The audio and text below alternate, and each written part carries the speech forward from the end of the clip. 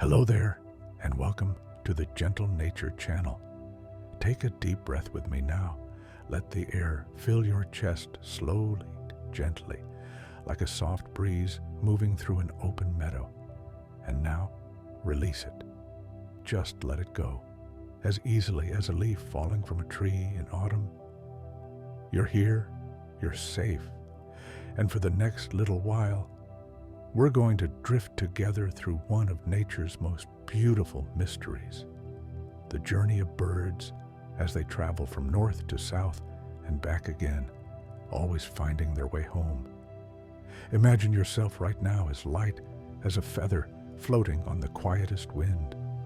Tonight, we'll follow the paths of wings across the sky, and you'll discover how these gentle travelers read the world in ways that feel almost like magic. No stress, no hurry, just you, the soft rhythm of your breathing, and the peaceful sky above. Let's begin. In early autumn, when the light begins to change and the air takes on a softer coolness, something stirs inside the smallest songbird. She feels it in her chest, a quiet pull, like an invisible thread gently tugging her south. She doesn't panic. She doesn't rush. She simply knows. It's not a thought. It's a feeling, ancient and calm, woven into every cell of her tiny body. This knowing has been passed down through thousands and thousands of generations, as natural as breathing. The sky above her begins to feel like a map, though she's never seen it written down. She tilts her head, and somehow, without words, without worry, she understands which direction to go. Scientists believe that birds can sense the Earth's magnetic field, an invisible blanket of energy that wraps around our entire planet. To you and me, this field is hidden, but to her, it might feel like a gentle hum, a soft vibration that guides her wings southward. Inside her eyes, there are special molecules, tiny sensitive structures that may actually allow her to, quote, zero this magnetic field as patterns of light and shadow. Imagine that, seeing direction itself, as if the air were painted with arrows only she could perceive. It's not bright or loud. It's just there, constant, comforting. She launches from her branch one cool morning, and the wind lifts her as if it were welcoming an old friend. Her wings beat in a rhythm so steady, so measured, that it sounds like the softest drum in the world. Thump, thump, thump. Pause. Thump, thump, thump. Energy conserved. No wasted movement. Just the elegance of millions of years of practice.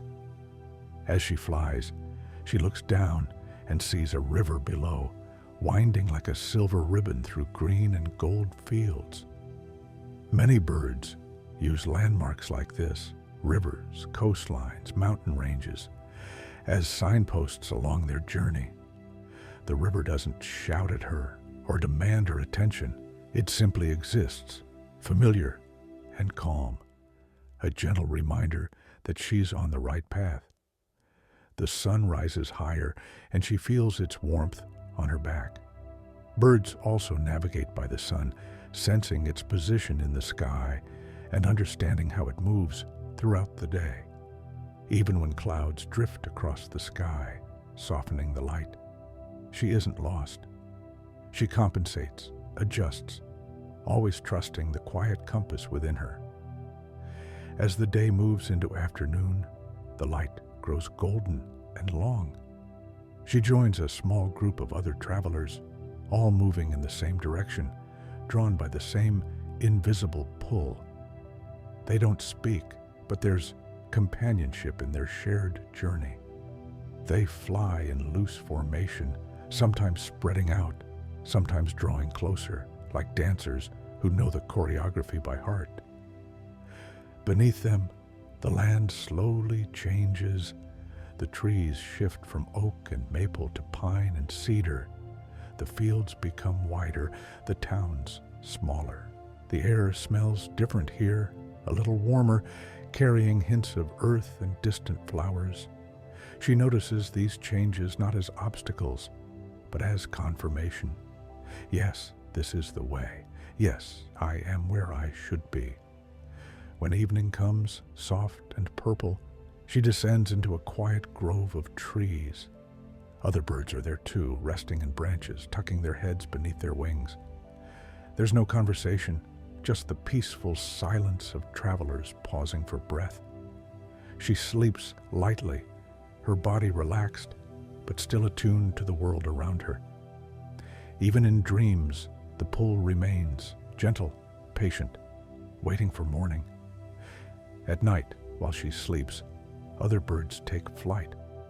Many species actually prefer to migrate at night, when the air is cooler and calmer, when predators are less active.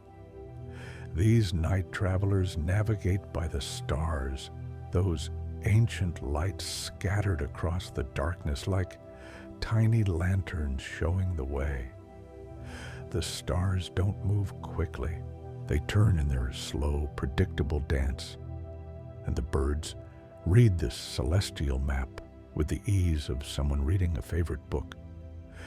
There's a star called Polaris, the North Star, that holds steady in the northern sky. Young birds learn to recognize it and use it as an anchor point. When they want to fly south, they keep it behind them. When spring comes and they return north, they fly toward it. The star doesn't judge. It doesn't waver. It simply shines, constant and true, like a lighthouse in the vast ocean of night. Some scientists believe that birds may even be able to see polarized light, a special quality of sunlight that creates patterns in the sky invisible to human eyes. During twilight, when the sun is just below the horizon, this polarized light forms a gradient across the dome of the sky. To a bird, it might appear as subtle bands or waves of light, another layer of guidance, another gentle voice saying, quote, 1. The journey continues day after day, but it never feels endless. Each sunrise brings new landscapes, new scents on the wind. The bird doesn't count the miles or worry about how much farther she must go. She simply flies, rests, eats, and flies again. There's a rhythm to it, as natural as the beating of her heart. No stress, no fear, just movement and trust, and the soft certainty that she will arrive exactly where she needs to be. As she travels farther south, the world grows warmer. The frost that kissed the morning grass up north is gone now. Here, flowers still bloom in gentle colors, soft yellows and quiet pinks. The trees are fuller, greener. The light feels different, more generous, pouring down like warm honey. She drinks from a clear stream, and the water tastes sweet and clean, untouched by any bitterness. She meets other birds along the way, some from her own flock, some from distant lands she's never seen. They all share the sky peacefully, moving in parallel paths, each following their own inner compass. There's no competition here, no struggle, just the quiet coexistence of many small souls, all journeying toward warmth and safety. One afternoon, she flies over a lake so still and blue, it looks like a piece of the sky has fallen to earth. The water reflects the clouds above, creating a mirror world of perfect peace. She circles once, twice, then continues on. The lake is just one beautiful moment in a journey filled with them. She doesn't need to remember it consciously. It becomes part of her, woven into the tapestry of her experience. The air grows thick with the scent of pine and earth, mixed with something sweet, perhaps flowers blooming in the warmth, or fruit ripening on distant trees. She breathes it in with each beat of her wings, and it fuels her, gives her strength without effort. Sometimes she flies low, just above the treetops, feeling the updrafts and gentle currents of warm air rising from the sun-soaked earth. These thermals lift her higher without any work on her part. She simply spreads her wings and lets the world carry her upward, spiraling slowly, effortlessly, like a dry leaf caught in an autumn breeze. Up here, the world is quiet. The sounds of the earth below, the rustle of leaves, the murmur of water fade into a soft hush. At other times, she flies higher still, so high that the world below becomes a patchwork quilt of greens and browns, blues and golds. From this height, she can see for miles in every direction. Mountain ranges appear as gentle wrinkles in the Earth's surface. Cities are just small clusters of geometric shapes, quietly going about their business. Nothing seems urgent from up here. Everything is small, peaceful, part of a much larger whole. The wind becomes her friend and ally on this journey. She learns to read it, to feel its moods and movements. When it blows from behind, she rides it like a river current, letting it push her forward with almost no effort. When it comes from the side, she adjusts her angle slightly, compensating without thinking. And when it blows against her, she doesn't fight it. She simply finds a different altitude, a different stream of air, where the wind is kinder. As the days pass and the miles accumulate beneath her wings, something wonderful happens. The landscape begins to feel familiar, even though she's never been here before. At least, not in this lifetime. But her ancestors have. For countless generations, birds have followed these same routes, these same invisible highways through the sky. And somehow, mysteriously, the memory of those journeys lives on in her, encoded in ways that science is still trying to understand. She passes over a particular bend in a river, and something in her body relaxes. Yes, this is right. She's seen this before.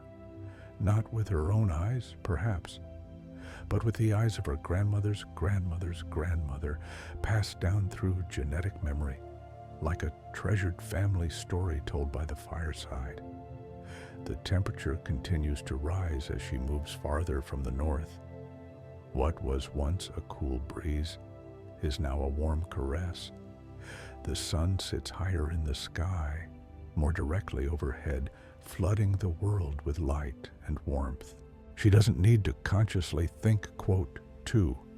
She simply follows the pull, and the warmth finds her.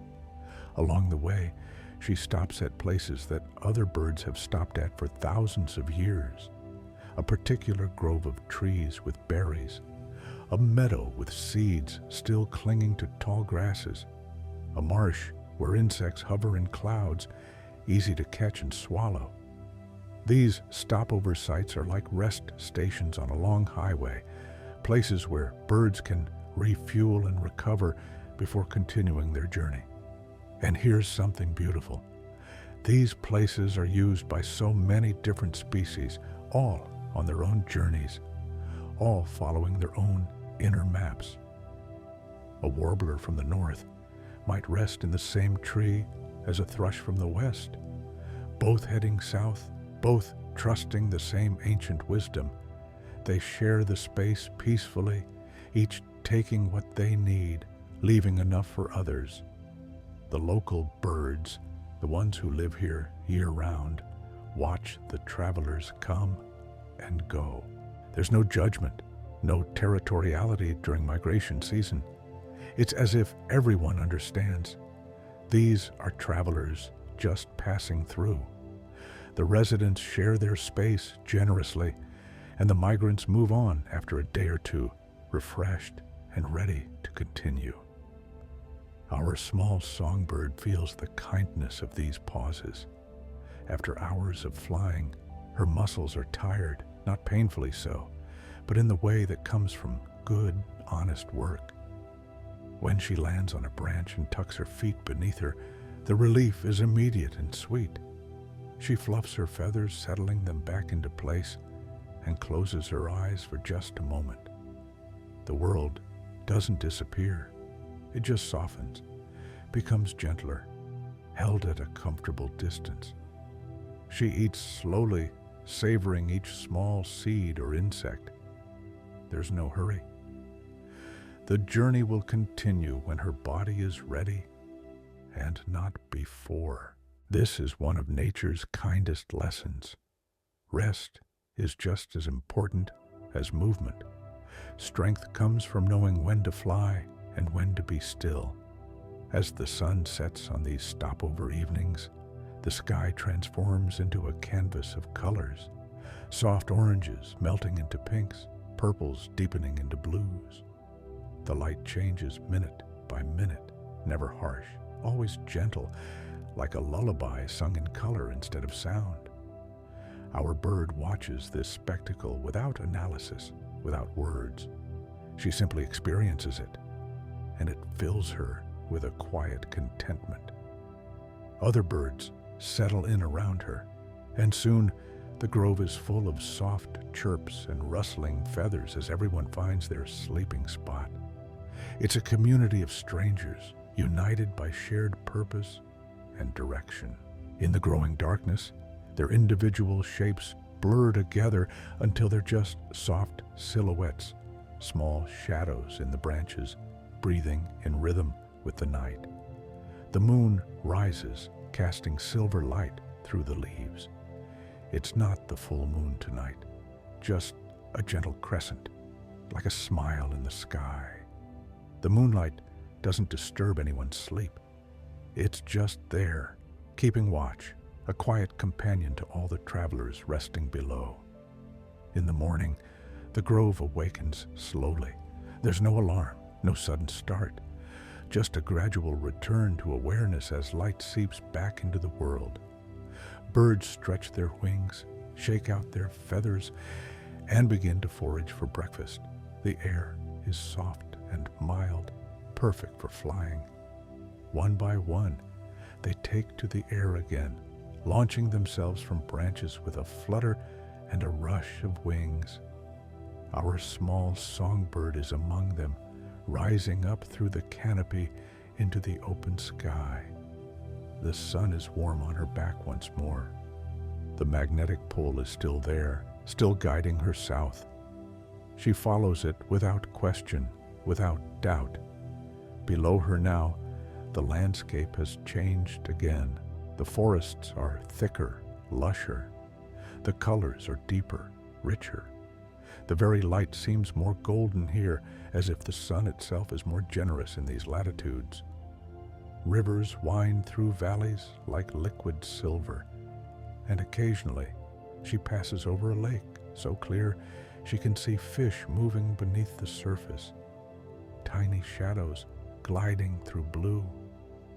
She crosses over mountains, their peaks softened by distance and gentle mist. The air is thinner up here, but not uncomfortably so.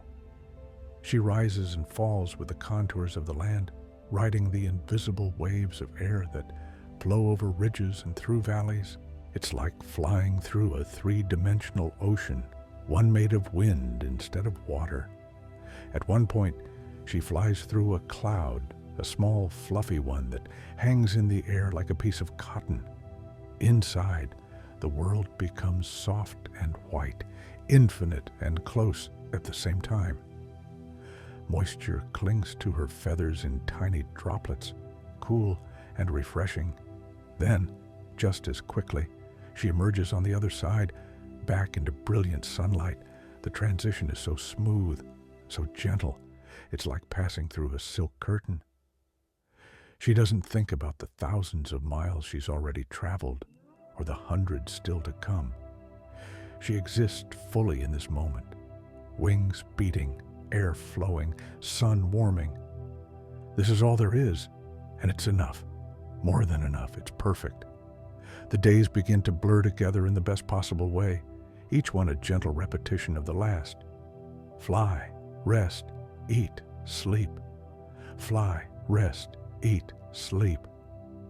The rhythm becomes meditation, a moving prayer to the sky and earth. There's deep peace in this repetition, this simplicity. No decisions to make beyond when to land and when to rise again. The direction is already chosen. The path is already known. She passes over farmland where crops have been harvested, leaving behind fields of golden stubble. The earth looks soft from up here, like a well-worn blanket spread across the land. Tractors move slowly through distant fields, tiny as ants, and she wonders vaguely what they're doing, but not enough to change course. Her journey is through the air, not over the ground. Two different worlds, intersecting but separate. Sometimes she flies alone, sometimes with others. The companionship comes and goes naturally, like clouds, forming and dissolving in the sky. When she's alone, there's solitude, but not loneliness. When she's with others, there's connection, but not crowding. Everything exists in perfect balance, the way nature intended. The wind brings scents from far away, ocean salt when she's near the coast, pine resin from forests, the sweet decay of autumn leaves, wood smoke from distant chimneys. Each scent is a story, a piece of information about the world below. She doesn't analyze them, just experiences them, lets them wash over her like waves of sensation. Her internal clock, regulated by daylight and darkness, tells her when to rest even before she feels tired. As the sun begins its descent toward the horizon, she starts looking for a place to land, not frantically, just with gentle awareness, knowing that the right spot will appear when it's needed. And it always does. A tree at the edge of a meadow, a bush heavy with berries, a quiet grove where other birds are already settling in for the night. She lands, finds her branch, and the day releases her. Her body relaxes completely, surrendering to rest the way a flower closes its petals at sunset. Night falls like a soft blanket being pulled gently over the world. The sounds of day fade, the distant hum of insects, the rustle of small animals in the underbrush, and are replaced by the quieter sounds of night. An owl calls in the distance, a low, soothing hoot.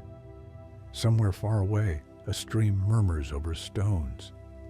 The wind drops to barely a whisper, just enough to stir the leaves above her head in a gentle lullaby. Our bird sleeps deeply, but remains connected to the world around her.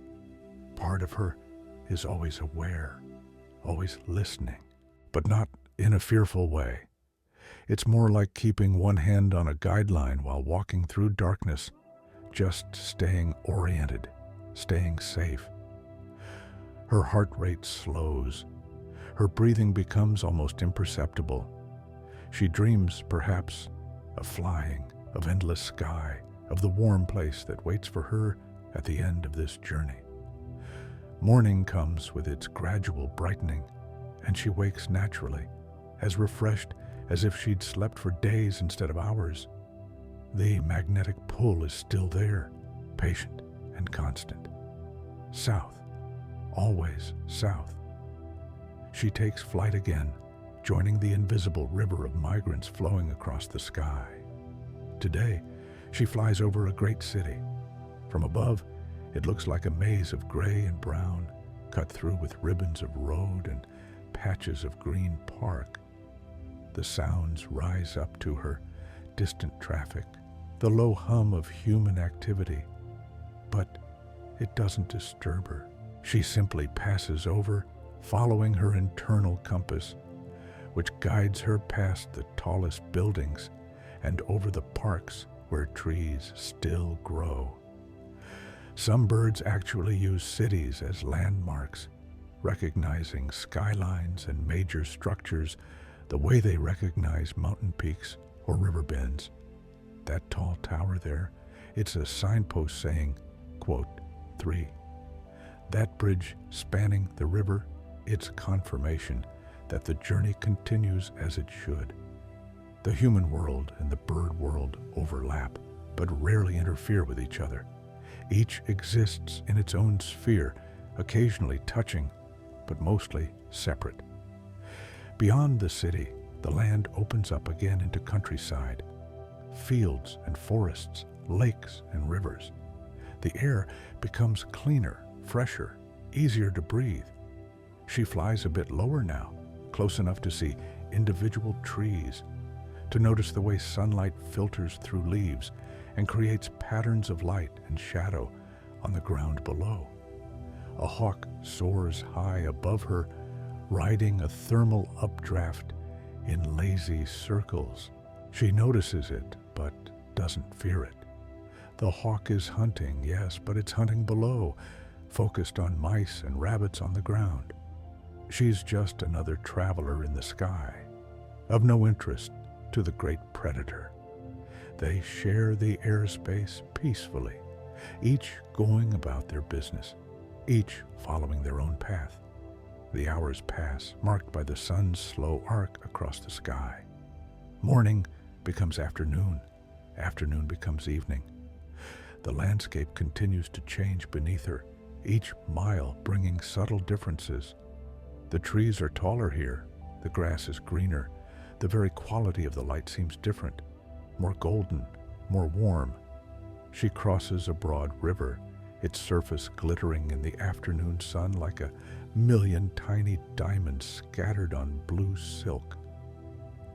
Other birds are fishing below, diving into the water and emerging with silver flashes in their beaks. She's not a fishing bird, so she simply passes over, admiring the scene without needing to participate in it. On the far bank of the river, she sees a line of willows, their long, graceful branches hanging down like green curtains swaying in the breeze. The sight is so peaceful, it makes something in her chest relax even further.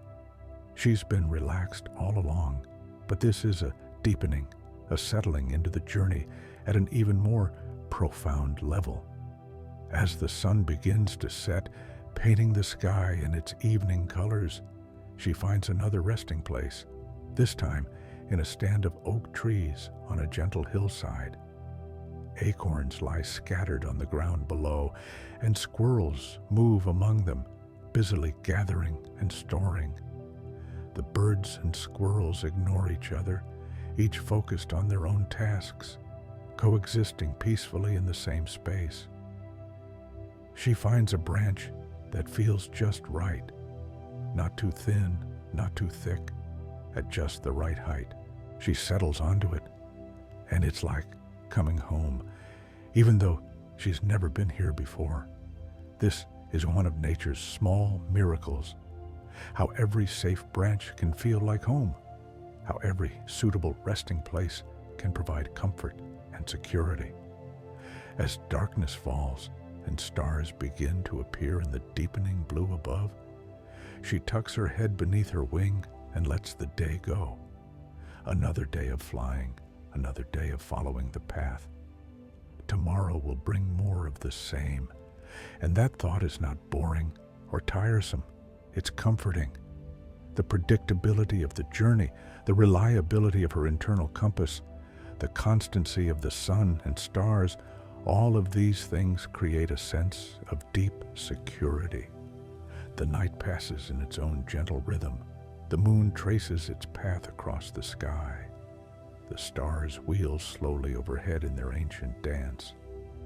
Other nocturnal migrants take to the air, guided by those same stars, following their own routes to their own destinations. The sky is never empty, never lonely. It's always full of travelers, all moving with purpose, all trusting the wisdom woven into their very beings. When dawn breaks, soft and pink, our small songbird stirs. She doesn't hurry.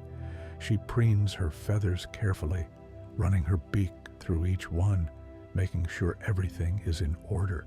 This is not vanity, it's maintenance, care of the equipment that allows her to fly. Well-maintained feathers mean efficient flight, and efficient flight means energy conserved for the long journey ahead. She eats a few insects that she finds on the bark of her tree, tiny morsels that provide protein and energy. She drinks from dew that has collected in the curve of a leaf, water so fresh and pure it tastes like the sky itself. Then, when she's ready, only when she's ready, she launches herself back into the air. The pull is still there, south. The magnetic field wraps around the earth like an invisible embrace, and she feels it, reads it, follows it. The sun rises behind her now, warming her back, casting her shadow ahead of her on the ground far below.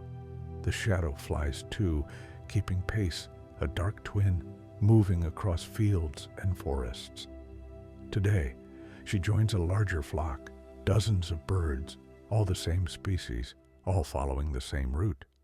They arrange themselves in a loose V formation, each bird positioning itself to take advantage of the updraft created by the bird in front.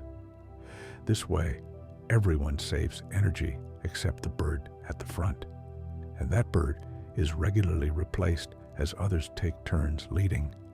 It's cooperation without discussion, mutual support without any need for words. The flock moves as one, rising and falling with the contours of the air, turning together when the route requires it. From the ground, they would look like a flowing shape, a living cloud moving purposefully across the sky. But inside the flock, each bird maintains its own space, its own rhythm, while also being part of the larger whole. This is one of migration's beautiful paradoxes. Each bird is on its own individual journey, yet they're all journeying together, alone and together at the same time. Independent and interconnected. It's a balance that nature understands perfectly, even if we struggle to put it into words. The flock flies for hours, covering distance that would take days to walk on foot. But they're not walking. They're flying, and flying is what they were made for. Every part of their bodies is designed for this. Hollow bones that are strong but light, efficient respiratory systems that extract maximum oxygen from the air, muscles that can work for hours without exhaustion. Below them, the world continues its own rhythms. Farmers work in fields, children play in yards, rivers flow toward the sea. None of them look up to see the flock passing overhead, and that's fine. The birds don't need to be noticed. They just need to keep moving, keep following the pull that will lead them home.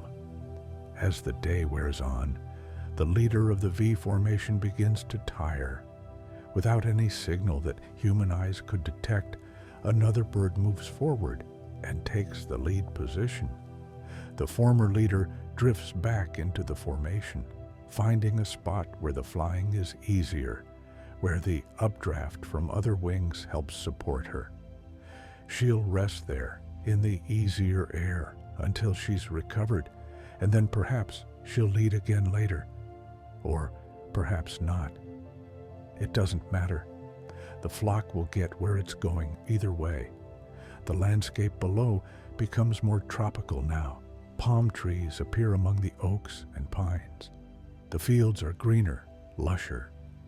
Flowers bloom in colors more vivid than anything up north. Deep reds, brilliant purples, shocking oranges.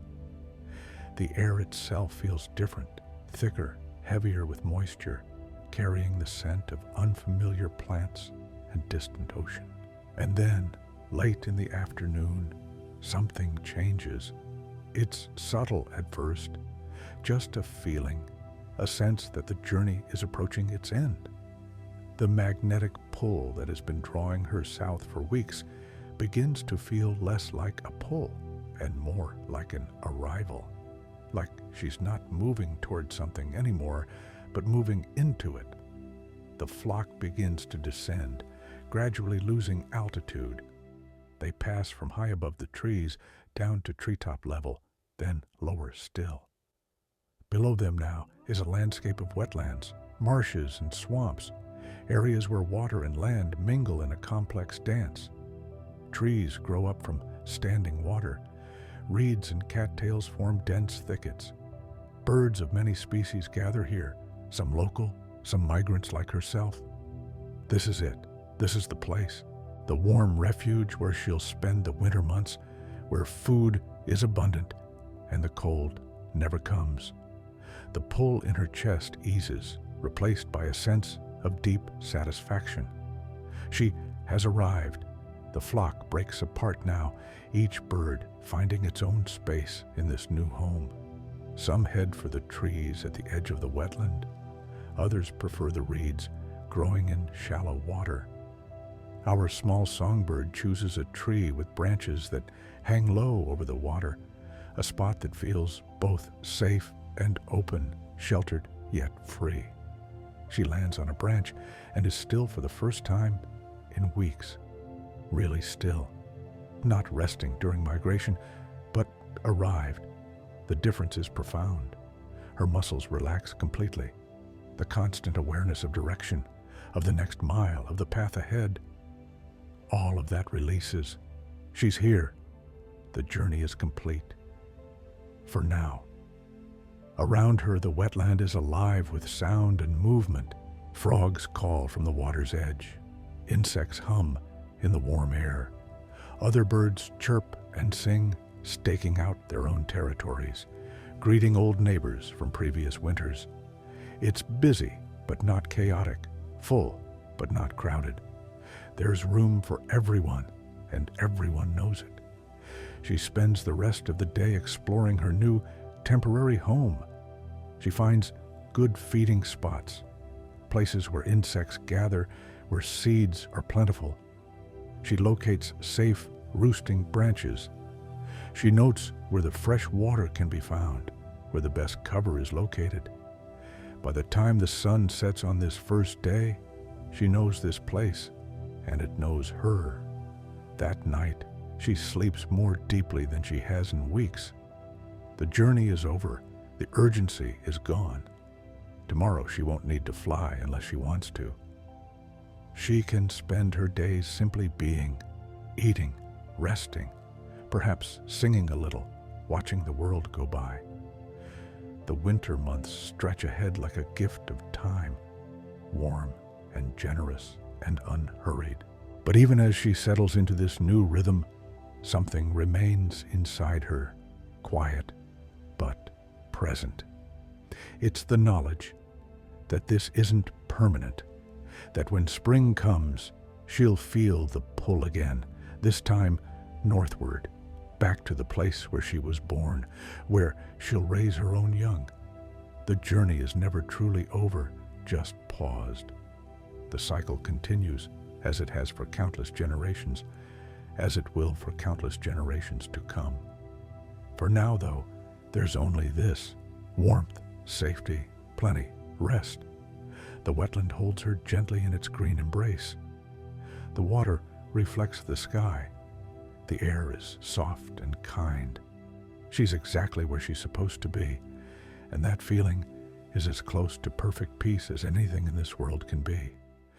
Days turn into weeks, and she settles into the rhythm of winter in the south.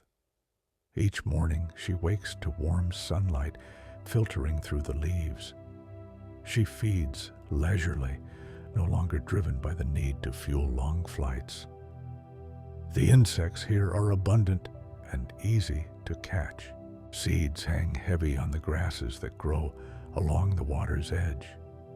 She shares this space with birds from all over the north, warblers from Canada, thrushes from New England, sparrows from the Midwest. They all found their way here, guided by the same invisible forces, the same internal wisdom. In the evenings, they gather in the trees, and though they don't speak in words, there's a sense of community, of shared experience. The local birds watch them with what might be curiosity or might be simple acceptance. This happens every year, after all. The migrants come when the weather turns cold up north. They stay through the winter. They leave again when spring approaches. It's as predictable as the tides, as reliable as sunrise. The locals share their space generously, knowing that the visitors will move on when the time comes. Sometimes, on particularly warm afternoons, our small songbird flies just for the joy of it, not to get anywhere, but simply to feel her wings cutting through the air, to experience the freedom and lightness of flight. She swoops and glides, rises and falls, playing with the wind like a child playing with water. These flights are different from the migration flights. They're not purposeful or driven. They're pure expression, pure being. The weeks pass in gentle succession, each one much like the last. The sun traces its path across the sky, a little higher each day as the season slowly turns. The nights remain warm and soft. Rain comes occasionally, gentle showers that make the wetland smell fresh and alive. The water level rises and falls, creating new feeding spots, new places to explore. Our bird has no calendar, no way of counting days, but her body knows. Deep inside, cells are preparing, hormones are shifting. The same ancient wisdom that guided her south will soon guide her north again. Spring is approaching, still weeks away, but inevitable. And with spring will come the pull, the magnetic tug, the quiet insistence that it's time to go home. But she doesn't think about that yet. For now, there's only this moment, this day, this warm breeze, this abundant food, this safe branch. She exists fully in the present, the way all wild things do, the way we sometimes forget to do. There's deep wisdom in that, a kind of peace that comes from not worrying about tomorrow, from trusting that what needs to happen will happen. As the days lengthen and the light begins to change, she notices other birds becoming more active, more restless. Some of them start flying north in small groups, early departures for those whose internal clocks run a bit faster. She watches them go without anxiety. Her time will come, but it's not here yet. She's learned to trust her own rhythm, her own timing, and then, one morning, she wakes and feels it. The pull. Not strong, not urgent, but present. North. It's time to start thinking about going north. Not today, maybe not even this week, but soon. Her body begins preparing, building up fat reserves, strengthening flight muscles, getting ready for the journey ahead. She eats more now, feeding with new purpose. Each insect, each seed, is fuel for the flight to come. Her body converts the food into energy stores, deposits of fat that will sustain her through long days of flying. She's doing what her ancestors have done for millions of years, preparing for one of nature's greatest feats, the return journey, the flight home. The pull grows stronger each day. North, home, breeding grounds, the place where she was born, where the trees leaf out in spring, where the insects emerge in swarms, where the days grow long and perfect for raising young. That place calls to her across the miles, across the weeks of flying that separate her from it. Other migrants are leaving now, launching themselves into the air in the early morning light, forming flocks heading north. The wetland grows quieter as more and more birds depart. The locals remain, of course. This is their home year-round. But the temporary visitors are going, drawn by the same force that brought them here in the first place. And then, one dawn, she knows it's time, not because she's thought about it or made a decision, but because her entire being tells her so. North. Now. Today. She launches from her branch, rises up through the canopy into the open sky, and immediately feels the rightness of it. Yes, this is what she's supposed to be doing. This is where she's supposed to be going. She joins a small group of other birds heading north, and together they form a loose flock. The sun rises behind them, warming their backs. The wetland grows smaller below, becoming a patch of green in a larger landscape, then disappearing altogether. They're on their way. The return journey is much like the journey south, but somehow different. The anticipation is different. She's not fleeing cold now. She's pursuing warmth of a different kind. The warmth of home, of familiar territory, of breeding season and new life. The pull is just as strong, but it has a different quality, more urgent, more vibrant. They fly north, following coastlines and river valleys, crossing mountains and plains. The landscape changes beneath them, gradually shifting from tropical to temperate.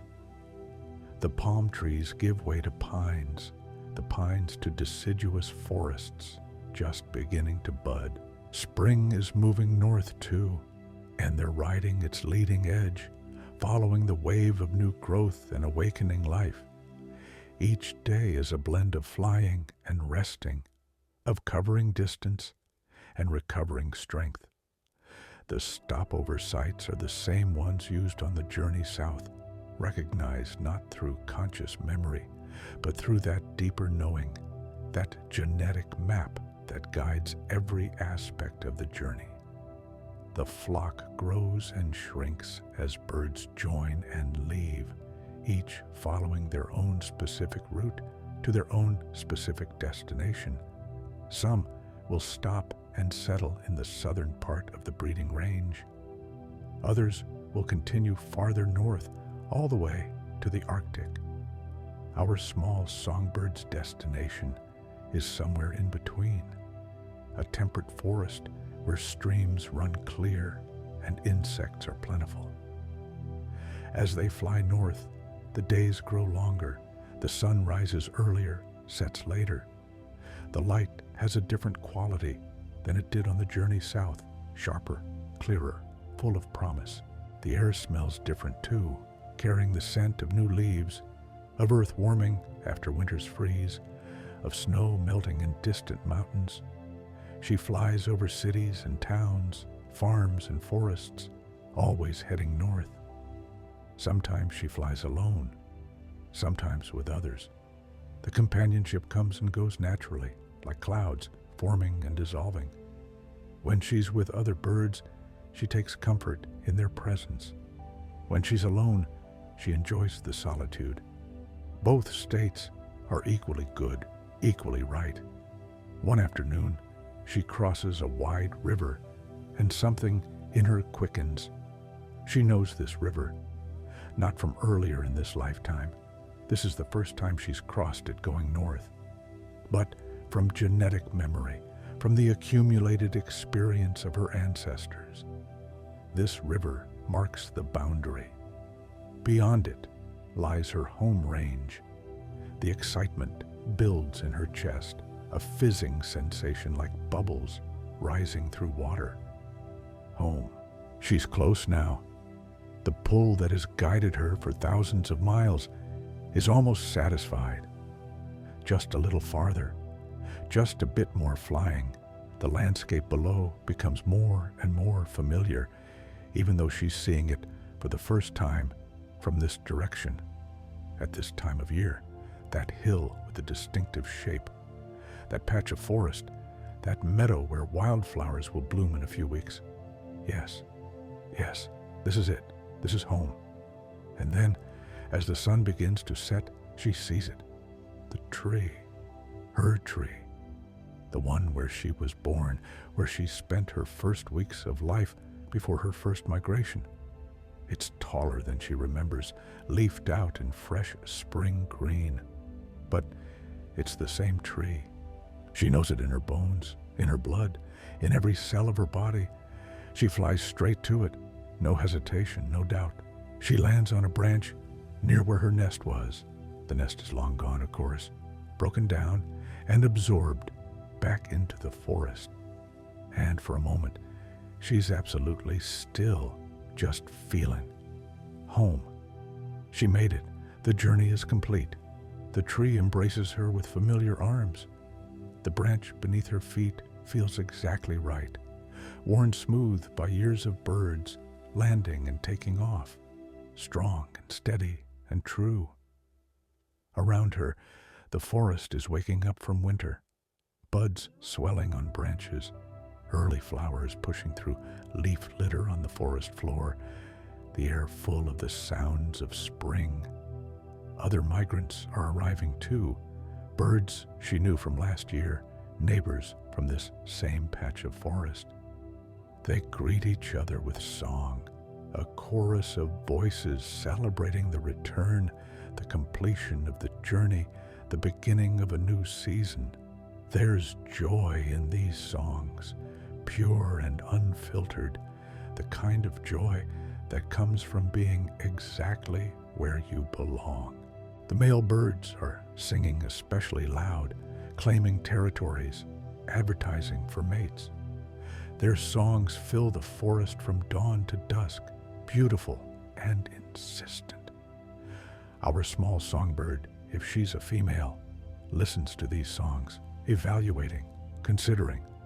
If she's a male, she finds her own territory and begins to sing, adding her voice to the chorus. The days now are dedicated to the tasks of spring, finding or defending territory, attracting a mate, building a nest. But even in the midst of all this activity, there's time to simply rest, to be still, to feel the satisfaction of having completed one of nature's most remarkable journeys. She sits on her branch in the evening after a day of activity and watches the sun set through the trees. The light filters through new leaves, creating patterns of green and gold. A gentle breeze stirs the branches, carrying the scent of flowers and fresh earth. Somewhere nearby, a stream murmurs over stones, a constant gentle sound like the earth breathing. This is the reward for the journey, not just arrival, but this feeling of peace, of rightness, of being exactly where you're meant to be at exactly the right time. The migration wasn't easy. It required strength, endurance, trust, but it brought her here to this moment, this place, this perfect spring evening. And here's the beautiful thing, she'll do it all again. When autumn comes and the days shorten, she'll feel the pull southward once more. She'll launch herself into the air and fly thousands of miles to the warm wetlands. And the following spring, if all goes well, she'll make the return journey again, year after year, season after season, following the ancient pathways, trusting the wisdom built into her very being. This is the cycle of migration, repeated by billions of birds every year, each individual bird following its own path, yet all of them together creating a pattern, a great movement of life across the planet. It's one of nature's grandest spectacles, and it happens largely unseen, high in the sky, over the course of weeks and months. The birds don't boast about it. They don't seek recognition or praise. They simply do what they're meant to do, what they've always done, what their descendants will continue to do long after any individual bird is gone. There's something deeply humbling about that, this vast, ancient, ongoing movement of life, happening season after season, unconcerned with human observation or understanding. Our small songbird doesn't think about any of this in words or concepts. She just lives it, experiences it, is part of it. She flew south, she flew north, she found her way home, and that's enough. That's everything. As darkness falls and stars begin to appear in the deepening blue sky above the forest, she tucks her head beneath her wing. She's tired, not from today's activity, but from the cumulative exhaustion of weeks of migration. It's a good tired, the kind that comes from meaningful work, from purpose fulfilled. Tomorrow she'll wake refreshed and begin the next chapter of her life, finding a mate, building a nest, raising young. But tonight, there's only this: rest, safety, home. The tree holds her gently. The forest surrounds her with familiar sounds and scents. The stars wheel overhead, the same stars that guided her on her night flights, now watching over her as she sleeps. The journey is complete. The cycle is ready to begin again. And somewhere deep inside her, deeper than thought, deeper than consciousness, the knowledge of the route home remains, ready to guide her again when the time comes. This is the mystery and the miracle of bird migration, this ability to navigate across vast distances, to find home across thousands of miles, to know without maps or GPS or conscious thought exactly where to go and when. Scientists continue to study it, continue to uncover new pieces of the puzzle.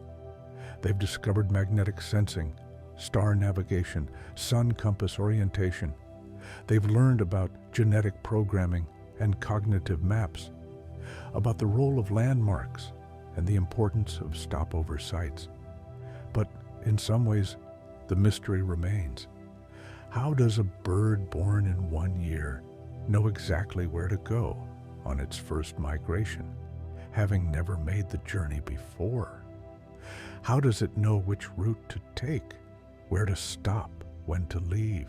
The answers lie in millions of years of evolution, in the accumulated wisdom of countless generations, in mechanisms we're still working to understand. And maybe that's okay. Maybe some things don't need to be fully understood to be appreciated. Maybe it's enough to know that twice a year, billions of birds take to the sky and fly incredible distances, navigating by senses we barely comprehend, trusting in knowledge we can't quite explain. Maybe it's enough to watch them go in fall and welcome them back in spring, to know that they're out there, making their journeys, following their paths. Our small songbird embodies all of this, the mystery, the miracle, the ancient wisdom. She's just one bird, one small life in a vast world. But she's also connected to everything, part of a pattern that spans continents and millennia, a living thread in the great tapestry of life on Earth. As she sleeps in her tree, safe and home, the forest breathes around her. Other migrants arrive through the night, dropping down from the sky into the welcoming branches. By morning, the forest will be full of returned travelers, all with their own stories, all having made their own remarkable journeys. And tomorrow, as the sun rises and the forest fills with birdsong, our small songbird will wake and add her voice to the chorus.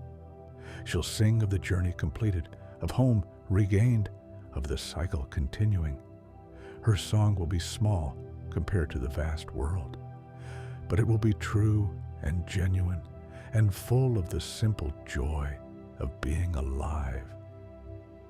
The morning arrives with soft light filtering through fresh spring leaves, painting everything in shades of green and gold.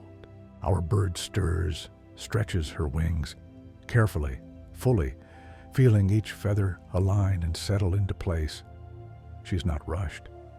There's time now, time to simply be, to exist in this moment, in this place that her ancestors have known for thousands of generations.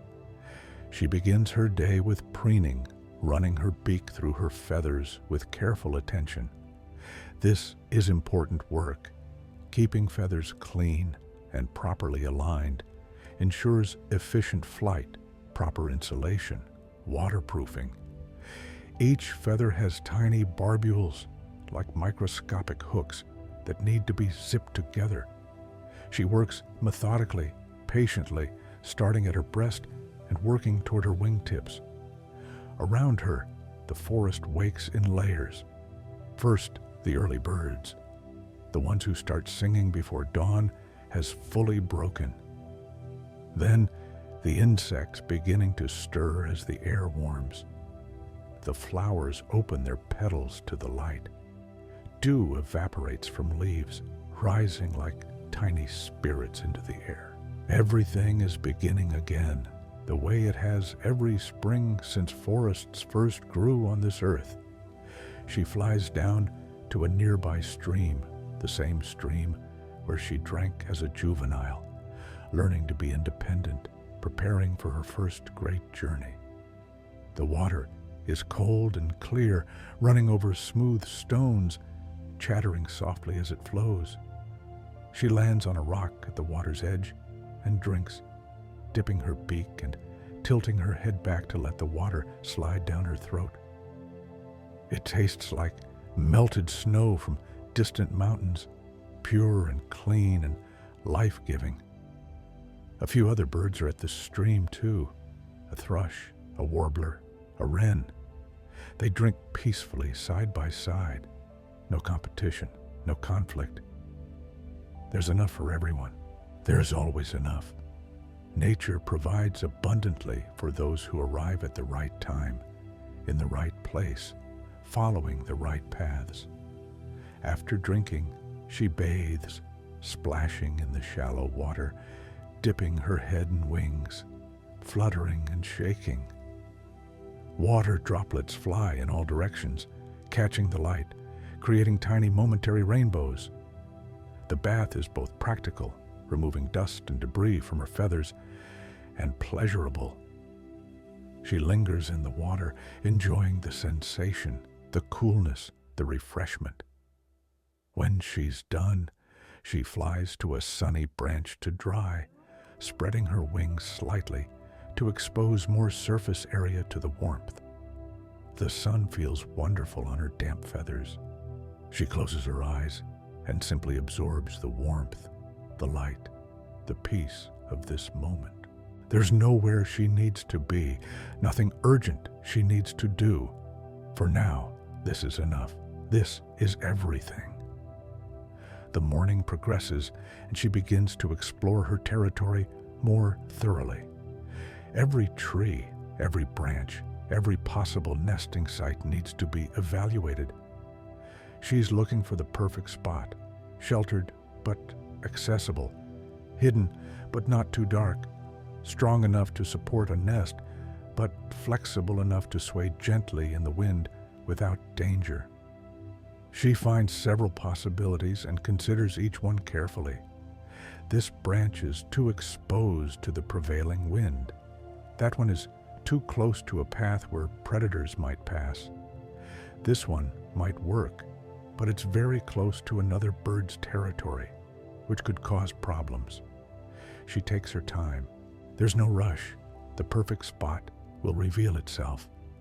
As she explores, she notices how much has changed and how much has stayed the same. Some trees have fallen during the winter storms. New saplings are growing where old trees once stood. The stream has changed course slightly, carving a new channel through soft soil. But the overall pattern remains. The forest is still the forest, recognizable and familiar, home. She encounters other birds throughout the morning. Some are competitors for territory, and must be warned off with sharp calls and aggressive postures. But most are simply neighbors going about their own business. A woodpecker hammers at a dead tree, searching for insects.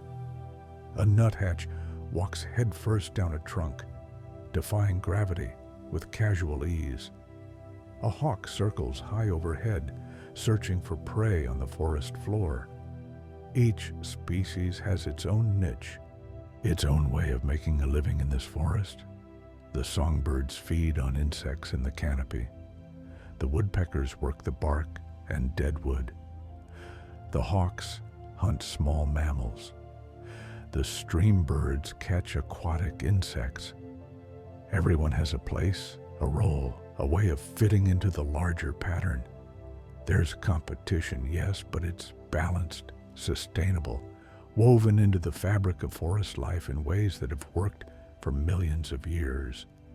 By midday, the forest has warmed considerably. The early spring coolness has given way to genuine warmth, a preview of summer to come. Our bird finds a shaded branch and rests, watching the world go by.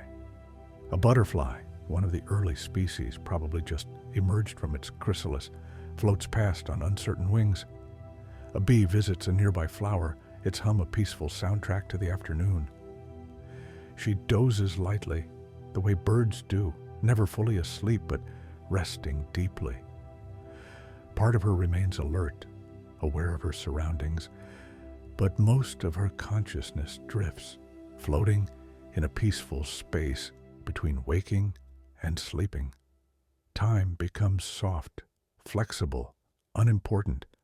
There's only the warmth, the gentle breeze, the distant sounds of the forest. In late afternoon, as the light begins to change, she becomes more active again. This is a good time to feed. Insects are plentiful, and she's hungry after a day of exploration and rest. She flies from branch to branch, gleaning tiny insects from leaves and bark. Each one is a morsel of protein, fuel for her body, energy for the work ahead. She finds a particularly rich feeding spot, a tree where insects have gathered in large numbers, attracted by something in the bark or the leaves. She feeds steadily for several minutes, catching and swallowing, catching and swallowing. It's satisfying work, productive, fulfilling a basic need in a straightforward way. As the sun moves toward the horizon, she heads back toward her tree, the one where she plans to spend the night. Other birds are doing the same all across the forest, returning to their roosting spots, settling in for the night. It's a reverse of the morning's dispersal, everyone coming back together, the forest condensing as darkness approaches. She lands on her chosen branch and begins her evening routine. More preening, some soft chirping to neighbors, a final drink of water if there's dew on nearby leaves. The light fades from gold to pink to purple to blue to black. The daybirds fall silent. The nightbirds begin their calls. The forest transitions from one state to another, day to night, activity to rest. She tucks her head beneath her wing and lets the day go. Her body relaxes completely, releasing into sleep with the trust that comes from being in a safe place, a known place, a place that has welcomed her return. The night wraps around her like a soft blanket. The stars come out, ancient lights in the darkness. The forest breathes in its sleep, alive, even in stillness. And so the days pass. Each one is similar, but never exactly the same. Always the same basic pattern of waking, feeding, exploring, resting, but with infinite small variations. One day it rains, and she shelters beneath thick foliage, watching the water fall, listening to its percussion on leaves. Another day is bright and windy, and she practices flying in strong gusts, learning to read the air, to anticipate and adjust.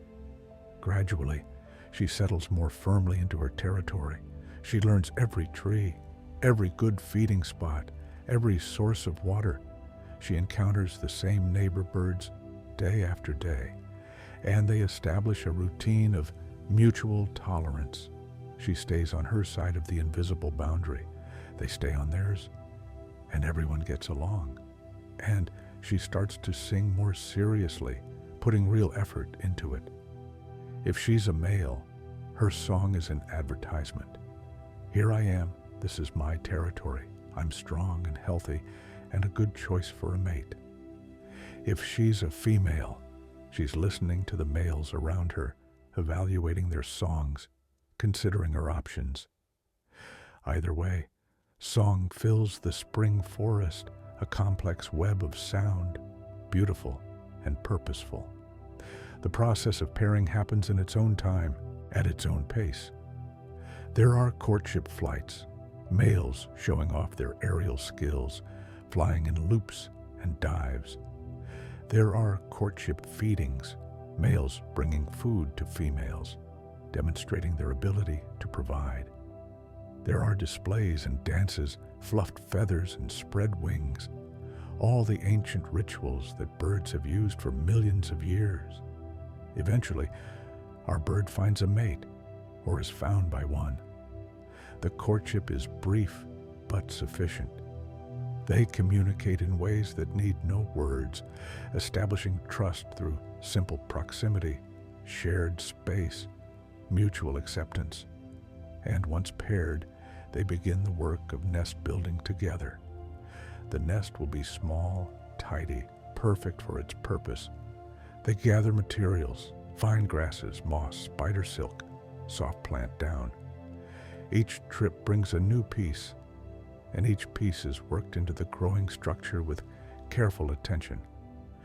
The nest takes shape over several days, becoming a small cup, sturdy but soft, hidden among leaves and branches.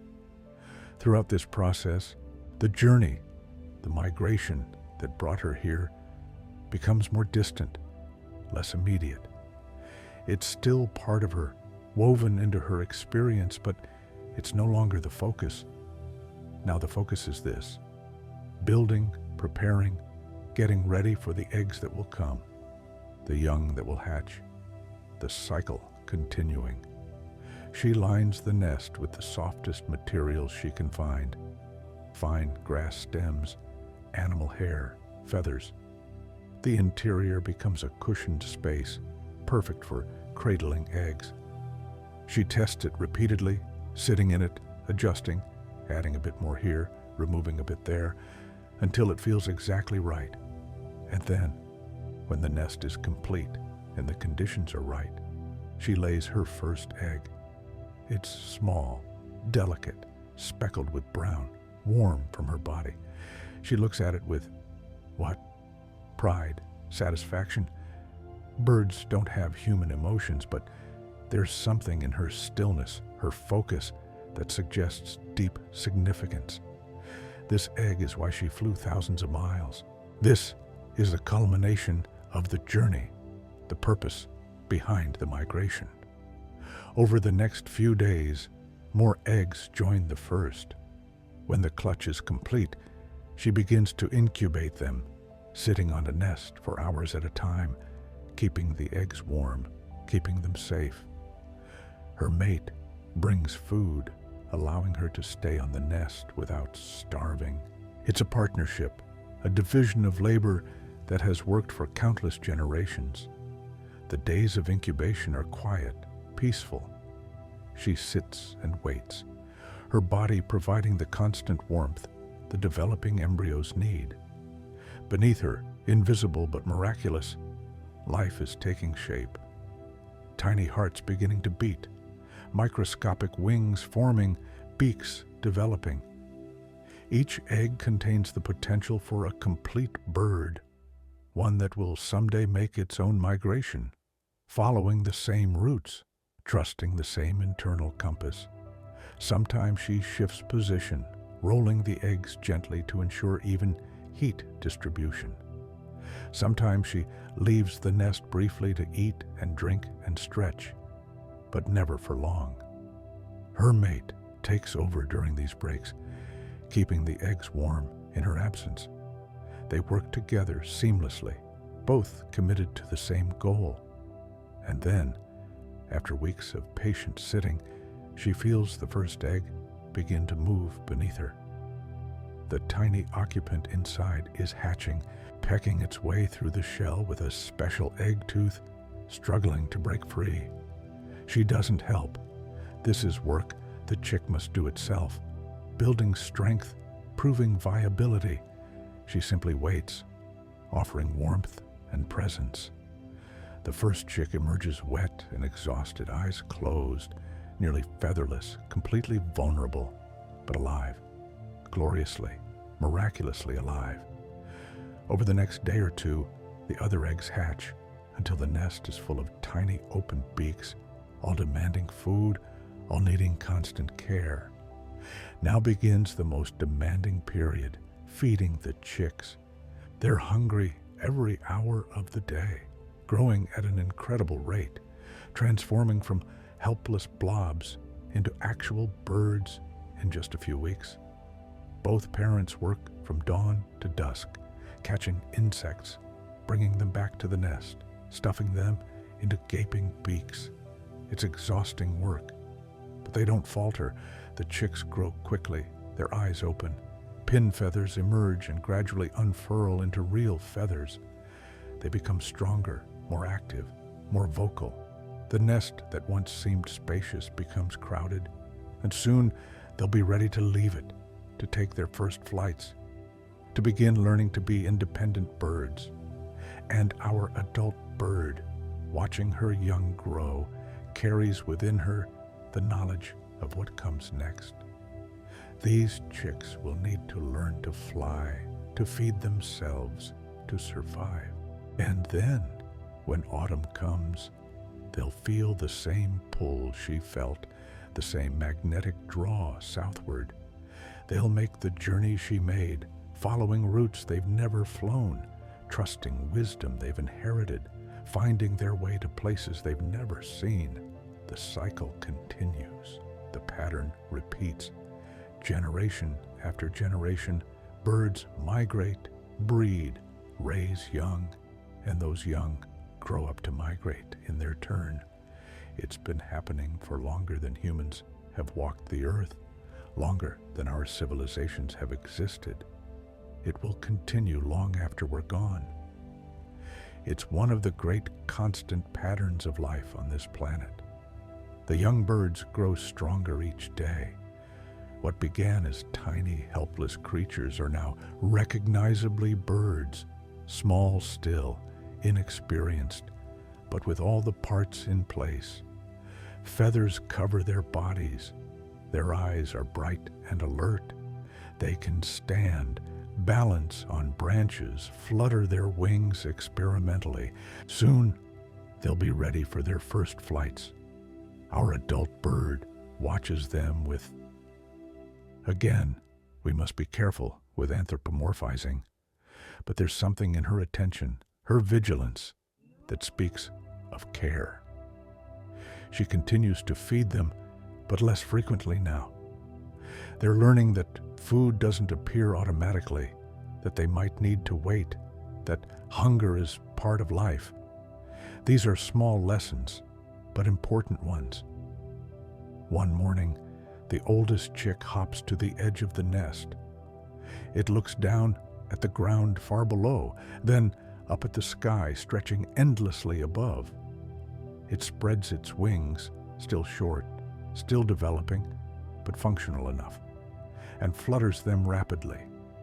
The other chicks watch, the parents watch. Everything seems to hold its breath, and then the chick jumps. For a terrifying, exhilarating moment, it's falling.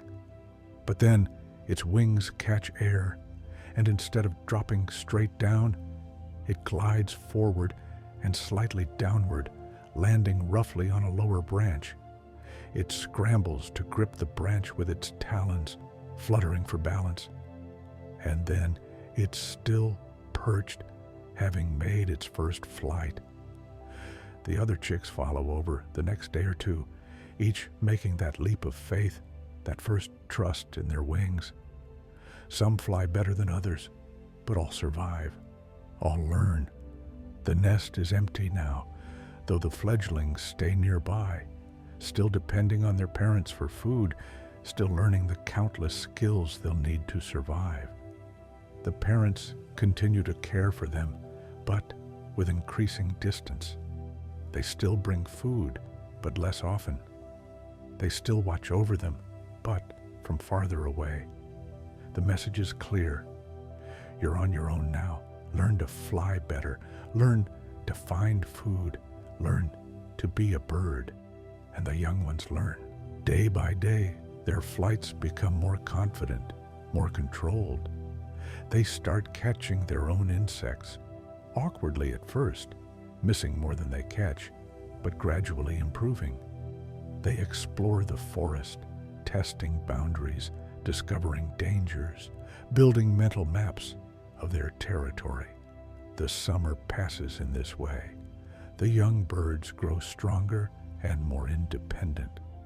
The adult birds begin to recover from the exhausting work of raising them. They can rest more, preen more thoroughly, rebuild the fat reserves depleted by weeks of constant feeding. The forest is at its fullest now, lush and green and alive, humming with insects, rich with fruit and seeds. But underneath this summer plenty, subtle changes are occurring. The days, though still long, are beginning to shorten. The light has a different quality, still warm, still generous, but with a hint of autumn in it, a slight shift in the angle of the sun. These changes are imperceptible to human senses, but birds notice them. Birds know.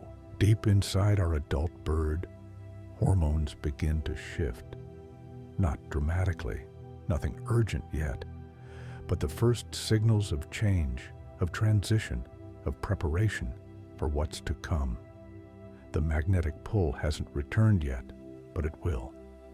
When the time is right, when the signals align, she'll feel it again. South, time to fly south. For now, though, there's summer to enjoy. Long, warm days, abundant food, the satisfaction of having successfully raised young. She spends her time feeding, resting, sometimes flying, just for the pleasure of it. The forest is familiar and comfortable, home in the truest sense. She could stay here forever, and part of her would like to, but she can't. When winter comes, this place will become inhospitable. Freezing temperatures, snow-covered ground, insects gone, seeds buried. Birds that stay year-round have adaptations for surviving winter, thick feathers, the ability to eat seeds and bark, social behaviors that help them find food. But migrants, like our bird, don't have these adaptations. For them, survival means leaving, means following the sun south, means making the journey again. The young birds are unaware of this. They're focused on the present, learning to fly better, finding good feeding spots, avoiding predators. They don't know that in a few months, something will stir inside them, something inherited from parents they'll soon leave behind, something that will compel them to launch into the sky and fly thousands of miles to a place they've never seen. But when the time comes, they'll know what to do. The knowledge is already inside them, waiting. As summer moves toward autumn, the forest begins to change. The first leaves start to turn color, not many, just a few here and there, spots of yellow and red among the green. The air in the mornings is cooler, crisper. The insects, though still plentiful, are slightly less abundant. These changes happen gradually, almost imperceptibly, but they're happening. Our adult bird notices without consciously noticing. Her body is reading these signals, processing them, preparing. She feeds more intensively now, building up fat reserves. She preens more carefully, making sure every feather is perfect. Her body weight increases as fat deposits grow, stored energy for the journey ahead. The young birds are doing the same, though they don't understand why. An urge to eat more, a need to get every feather perfect, a restlessness that grows day by day.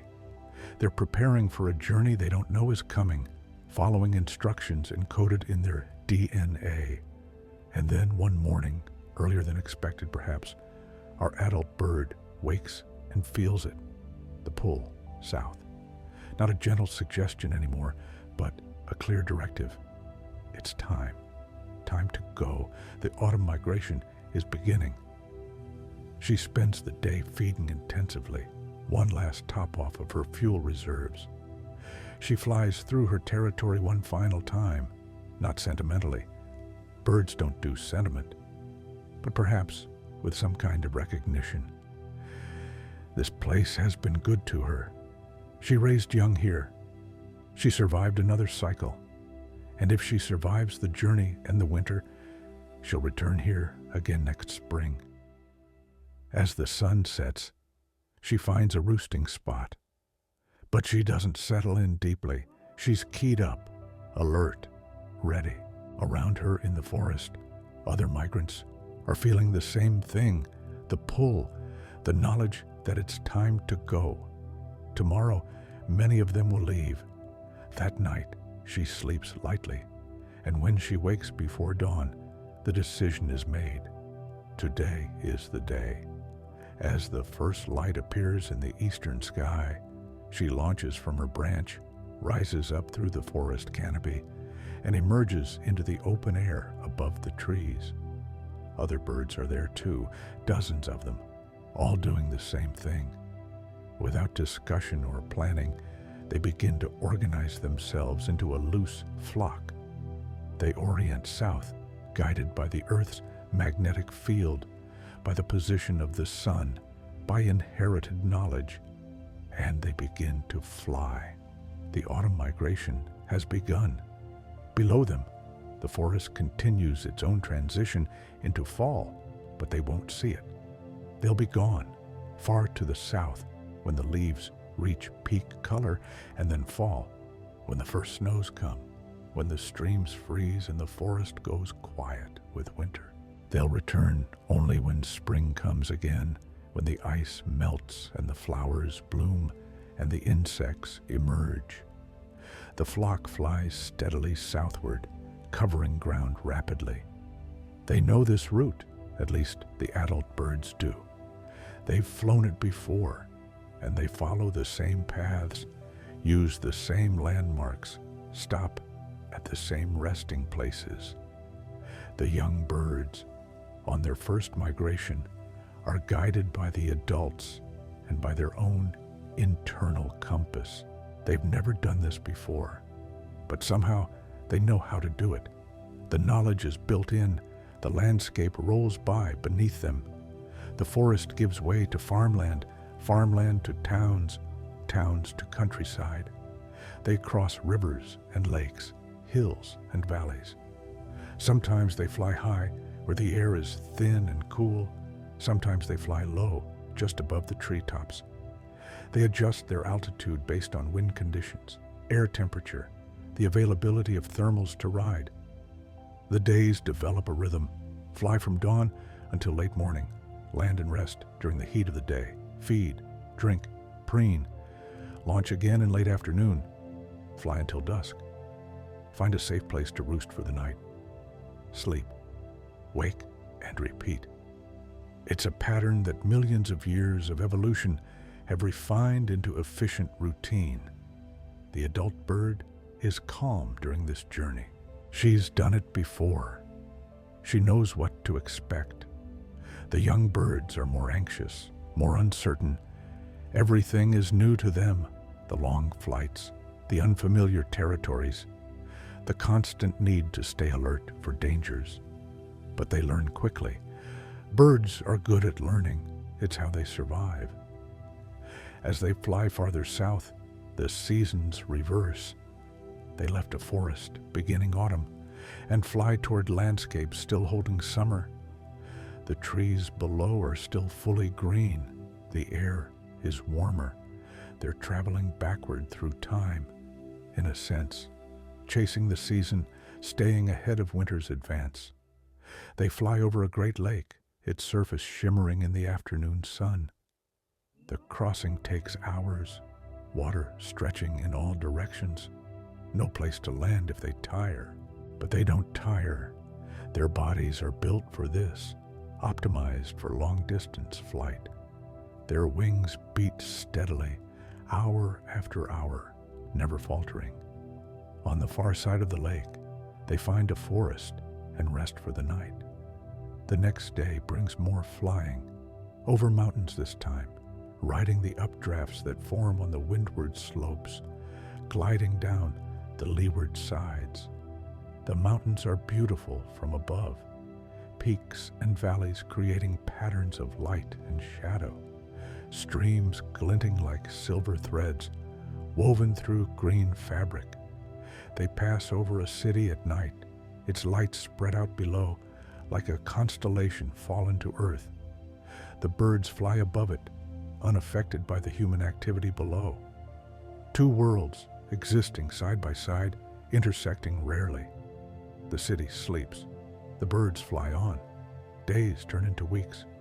The migration continues. The flock grows and shrinks as birds join and leave, each following their own route to their own destination. Some drop out early, finding their winter home in the southern United States. Others continue farther, heading for Mexico, Central America, even South America. Our bird's destination is somewhere in between, a warm marsh, the same one she visited last year. The journey is long but not difficult. She's well prepared, well fed, strong. The weather has been cooperative, no major storms, no dangerous headwinds. It's been a good migration, the kind that makes survival likely, that bodes well for the return journey in spring. And then, one afternoon, she recognizes a landmark, a river bend, a particular line of hills. She's close now, very close. The pull in her chest, which has been constant for weeks, begins to ease. Not time to fly south anymore, time to be south, time to arrive. She separates from the flock and descends, following the terrain, looking for the specific marsh where she spent last winter. And there it is, exactly where it should be, water and reeds and trees, warm and quiet and welcoming. She lands on a familiar branch and feels the migration end, feels the urgency drain away, replaced by satisfaction and peace. She made it. Another journey complete. Another cycle navigated successfully. She'll spend the winter here, feeding and resting, conserving energy, surviving, until spring calls her north again. The young birds, those who survived the journey, because not all do, will scatter to their own winter homes. Some nearby, some far away. They're independent now, on their own, making their own decisions, following their own paths. And somewhere to the north, the forest where she raised her young is preparing for winter. The leaves are falling now, drifting down in showers of gold and red. The insects are dying or going dormant. The streams are getting colder. Soon snow will fall, covering everything in white silence. The forest will sleep, waiting for spring, waiting for the migrants to return. But our bird doesn't think about that. She's here, in the present, in the warmth, in this marsh that will be her home for the next several months. She finds a good feeding spot and catches her first insect of the winter season, It tastes sweet and fresh. She swallows it and looks around. Other migrants are arriving, dropping from the sky into the marsh, each finding their own space, their own branch, their own piece of this shared winter refuge. The sun is setting, painting the sky in soft colors. The water reflects the light, turning pink and gold. A gentle breeze stirs the reeds. Frogs begin their evening chorus. Everything is peaceful, balanced, right. This is what the journey was for, not just survival, but this moment, this place, this feeling of being exactly where you should be. She settles onto her branch and watches the day fade into night. The stars come out, those same stars that guided her here, now watching over her as she rests.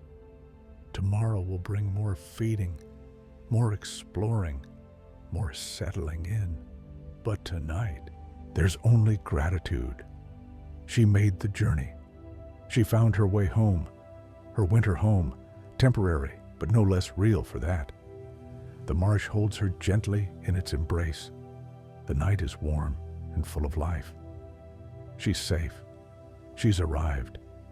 And that's enough. The marsh in winter becomes her entire world, not a large world, measured in human terms, but complete and sufficient. There's a particular tree she favors for roosting, its branches sturdy and well-positioned above the water. There are feeding areas she visits in rotation, a patch of reeds where insects hide, a stretch of mudflat where small crustaceans can be found when the tide is right, a grove where berries cling to branches despite the relative warmth. She falls into the rhythm of winter life here, and it's different from the rhythm of summer breeding grounds. There's no urgency, no driving need. Food is plentiful enough that she doesn't have to work hard to find it. The weather is consistently mild. No freezing nights, no snow, just pleasant warmth, day after day. Time takes on a different quality, stretching out, unhurried. She spends long hours simply resting, perched in dappled shade, watching the world go by. A heron stalks through shallow water, moving with impossible patience, then strikes suddenly, coming up with a fish. Dragonflies skim over the water's surface, their wings catching light like stained glass. Turtles sun themselves on logs, ancient and calm. The marsh is full of life, all of it moving at its own pace, following its own rhythms. Sometimes she encounters the same birds she traveled with, the ones who shared the journey south. They recognize each other without knowing they recognize each other. Something in the way they move, the sound of their calls. They're not friends, exactly. Birds don't form friendships the way humans do, but there's a comfortable familiarity. They've shared an experience, completed something significant together. The young birds who survived their first migration are here too, scattered throughout the marsh. They're on their own now, truly independent. Some will survive the winter and make the return journey north in spring. Some won't. Predators, disease, accidents will claim them.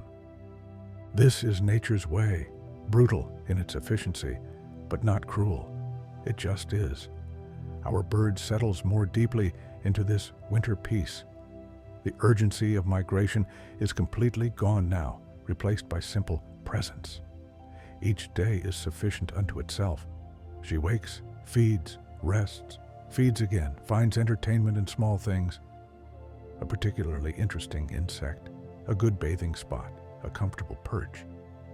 Life is simple, and in its simplicity, profound. The marsh itself is relatively unchanging. The water levels fluctuate with rainfall and tide, but there are no dramatic seasonal transitions here like there are in the northern forests. no spring arrival, no autumn colors, just continuous warmth, continuous green, continuous life. For a bird that lives by migration, by seasonal movement, this constancy must be strange.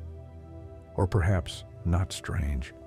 Perhaps this is the reward for the journey, this place where winter means only warmth and plenty. She shares the marsh with resident birds, species that live here year-round, that don't migrate.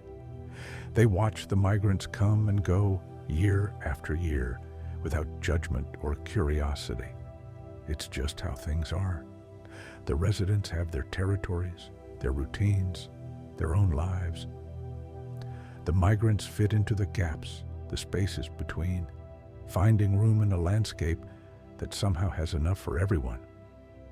Sometimes, on particularly still evenings when the air is soft and the light is golden, she flies not to get somewhere, but just to fly. She rises above the marsh, spiraling higher, feeling the air move over and under her wings, experiencing the pure joy of flight. From up here, she can see the full extent of the marsh, water and land mixing, creating a complex landscape, beautiful in its intricacy. These flights are different from migration flights. They have no purpose beyond themselves. Their play, if birds can be said to play, their expression, joy, celebration of having a body that can do this remarkable thing. She flies in loops and curves, rises and falls, testing her abilities, feeling fully alive. When she lands again, settling back onto her familiar branch, she's content in a way that goes beyond words, beyond thought. She's a bird in a marsh in winter, and that's all she needs to be.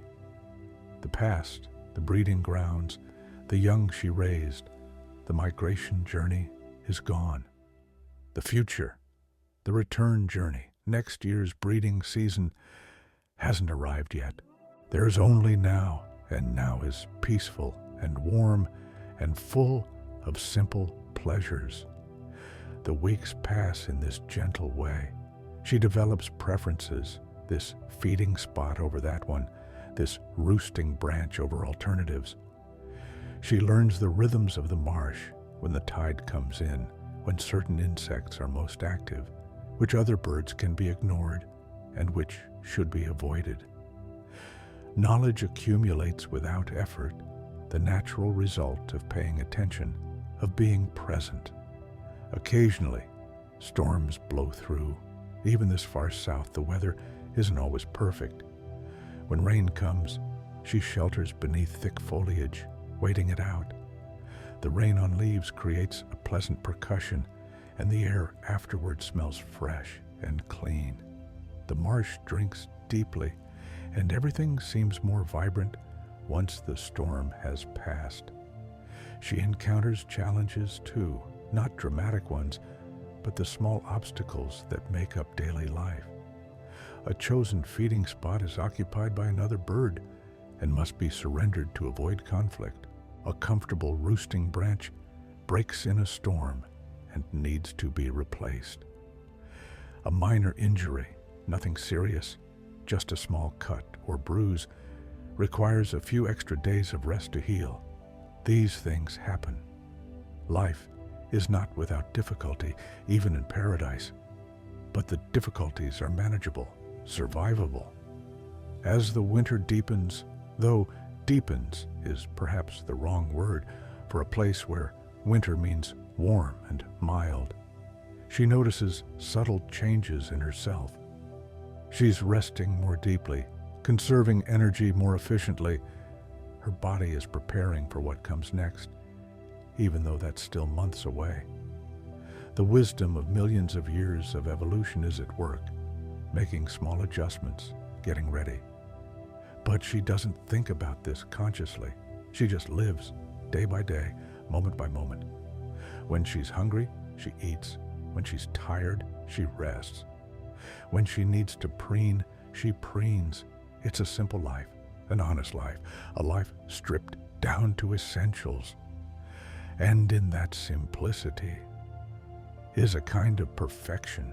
The heart of winter arrives, though again, in this warm marsh, winter is more a calendar designation than a felt reality. The days remain warm, the nights comfortable. The marsh continues its endless cycle of small changes, water rising and falling, plants growing and dying back, animals coming and going. Our bird remains a temporary resident, held here by comfort and plenty until something inside tells her it's time to leave. She's not counting days or waiting for a specific date. Birds don't have calendars, but her body is keeping track in its own way, monitoring day length, noting the slow increase in hours of daylight as the year turns toward spring. These changes are minuscule, barely perceptible, but they're being recorded, processed, stored. When the accumulated signals reach a threshold, she'll know it's time to move north again. For now, though, that threshold is still distant. She continues her winter routines, finding satisfaction in the predictable rhythms. Each morning brings the same tasks: wake, preen, feed, rest.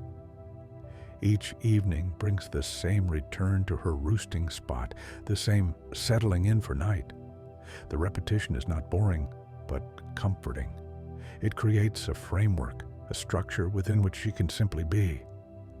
She's molting now, gradually replacing old feathers with new ones.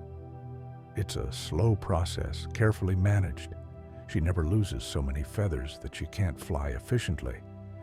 But over weeks and months, her entire plumage is renewed. The new feathers are fresh and perfect, ready for the journey north that will eventually come. Her body is already preparing for spring, even while still experiencing winter. Other migrants in the marsh are going through the same process. They all look slightly ragged for a while, old feathers falling out, new ones growing in, the transition visible but temporary. By the time migration season arrives, they'll all be in perfect plumage, ready for the demands of long-distance flight. The marsh provides everything needed for this process: food for energy to grow new feathers, safe roosting spots where vulnerable birds with patchy plumage can rest without excessive risk, water for bathing, which helps new feathers develop properly. It's as if the marsh knows what the migrants need and provides it generously. In quiet moments, she might be seen sitting very still, eyes half closed, looking almost meditative. But she's not meditating. She's simply existing, experiencing the present moment without the filter of thought or worry. This is one of the gifts of being a bird, the absence of existential angst, of regret about the past or anxiety about the future. There's only now, always only now, and now is sufficient.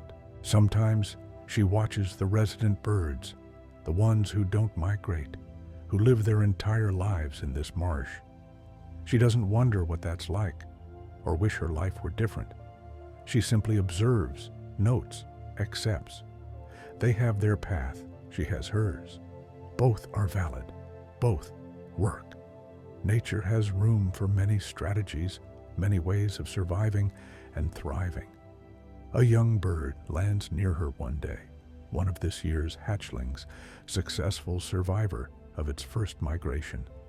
It's still learning, still figuring things out, occasionally making mistakes, choosing a poor feeding spot, landing on an unstable branch. But it's learning quickly, the way young things do. By spring, it will be experienced enough to make the return journey successfully. Or it won't, and natural selection will have done its work. Either way, the species continues. Our bird doesn't teach the young one, Birds don't mentor in the way mammals sometimes do, but her presence is itself a kind of teaching. Here is how a successful adult bird behaves, how it feeds efficiently, how it rests safely, how it exists in the world. The young bird learns by observation, by trial and error, by surviving each day and accumulating experience. The sun traces its path across the sky, day after day.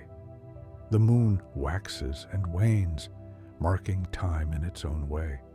The stars wheel overhead at night, those same stars that guided the migration journey, now simply beautiful, simply present.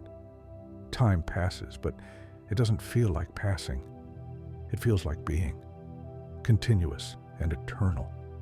She develops a routine that includes certain small pleasures. There's a particular time of day when the light hits the water in a way that's especially beautiful, golden and soft, turning the marsh into something almost magical. She makes sure to be perched where she can see this, not because she consciously appreciates beauty the way humans do, but because something in her responds to it, finds it good, right, proper.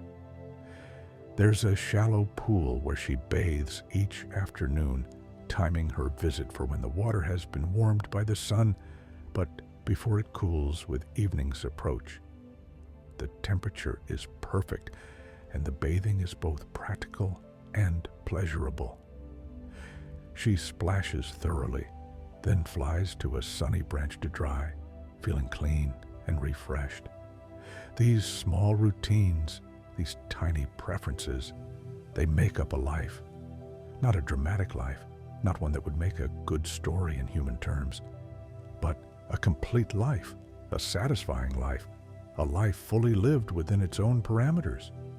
This is what the long migration journey brought her, not just survival, but this, weeks and months of peaceful existence, of simple pleasures, of being alive in a good place at a good time. The marsh continues to provide. Food remains plentiful. The weather stays mild. No major predators disturb the peace.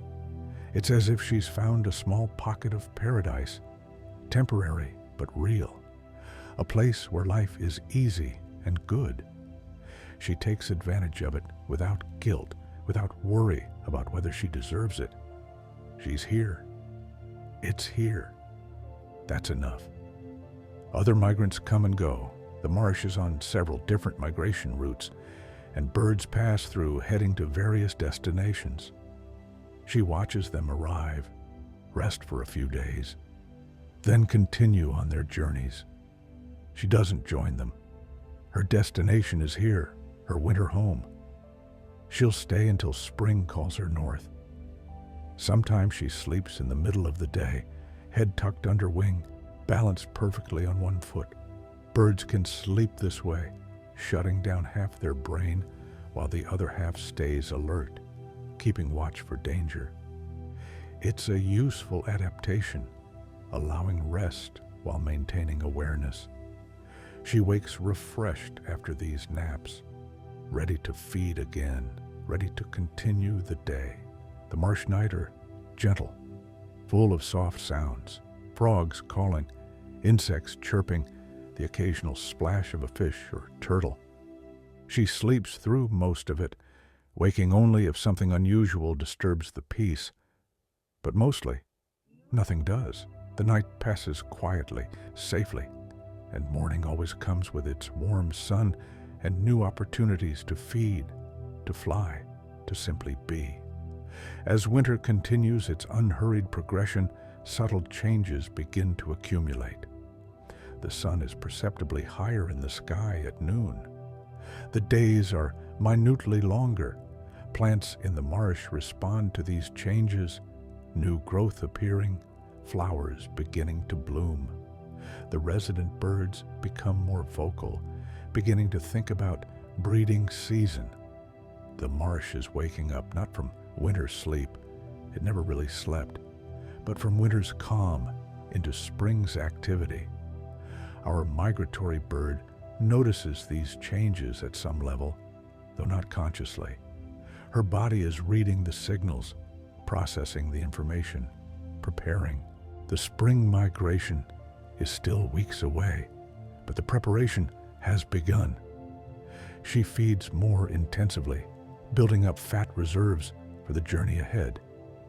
She preens more carefully, ensuring every feather is perfect. Without thinking about it, she's getting ready. The other migrants are doing the same. The marsh, which has been relatively quiet through winter, begins to feel more energized. Birds are more active, more vocal. There's a sense of anticipation in the air, though if you ask the birds, they couldn't tell you what they're anticipating. They just know that something is coming, something important. She's been here for months now. This place has been home in a temporary but real way. She knows every good feeding spot, every safe roosting location, every fresh water source. She's comfortable here, settled. And yet, underneath that comfort, something is stirring, a restlessness, a pull still faint but present. North. Eventually north, but not yet. The signals haven't aligned yet. The threshold hasn't been reached. She continues her winter routines, eating and resting, and occasionally flying for the joy of it. The days are pleasant, warm without being hot, full of small satisfactions. She's content, but she's also beginning to be ready to leave.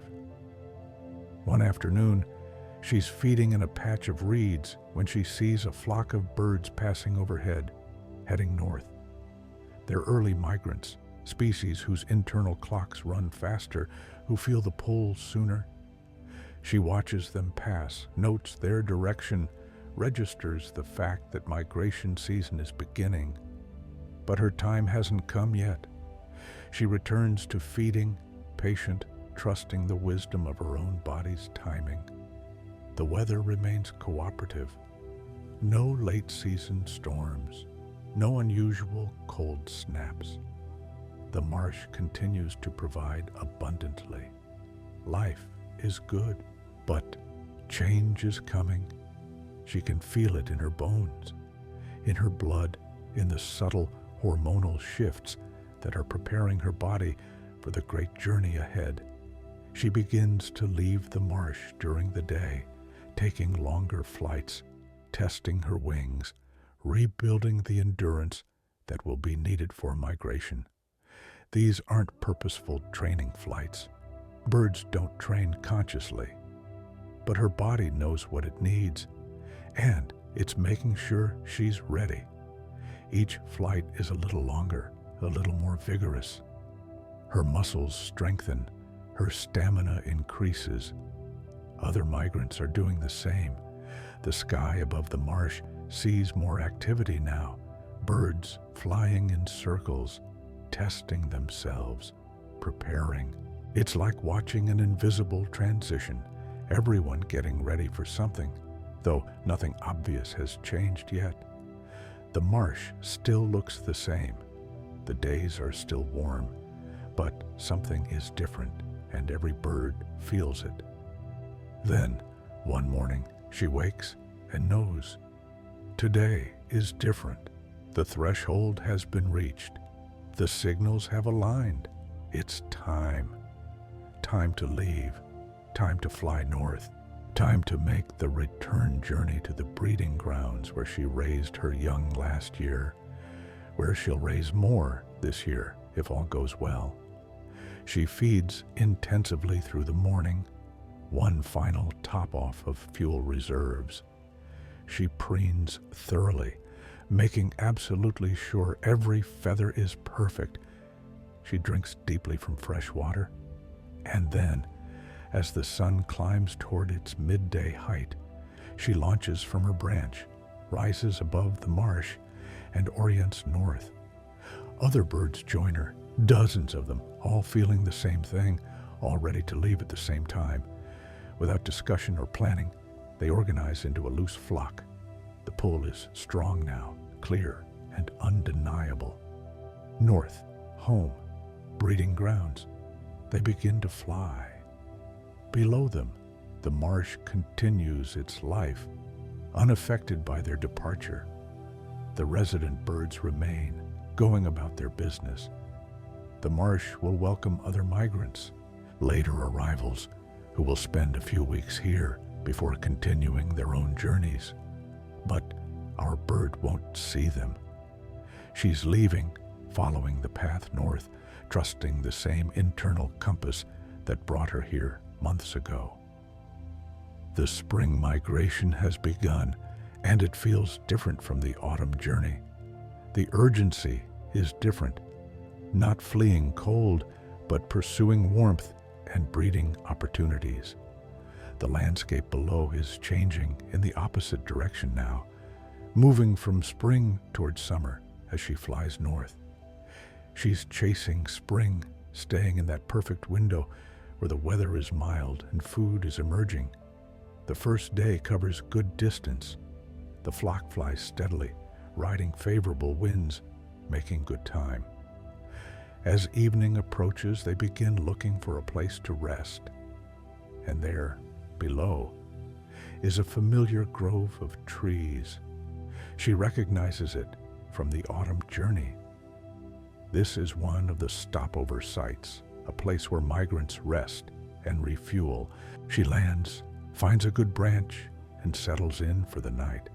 The next morning brings more flying. North, always north. The pull is constant, reliable, guiding every wing beat, every navigational decision. She doesn't question it or wonder if she's going the right way. She simply follows, trusts, knows that this internal compass has guided her ancestors successfully for countless generations and will guide her now. Days turn into weeks. The migration continues.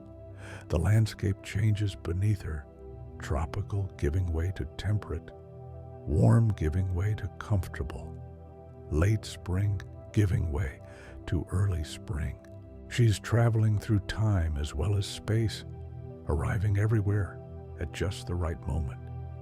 They cross the lake she crossed in autumn, that vast expanse of water that takes hours to traverse.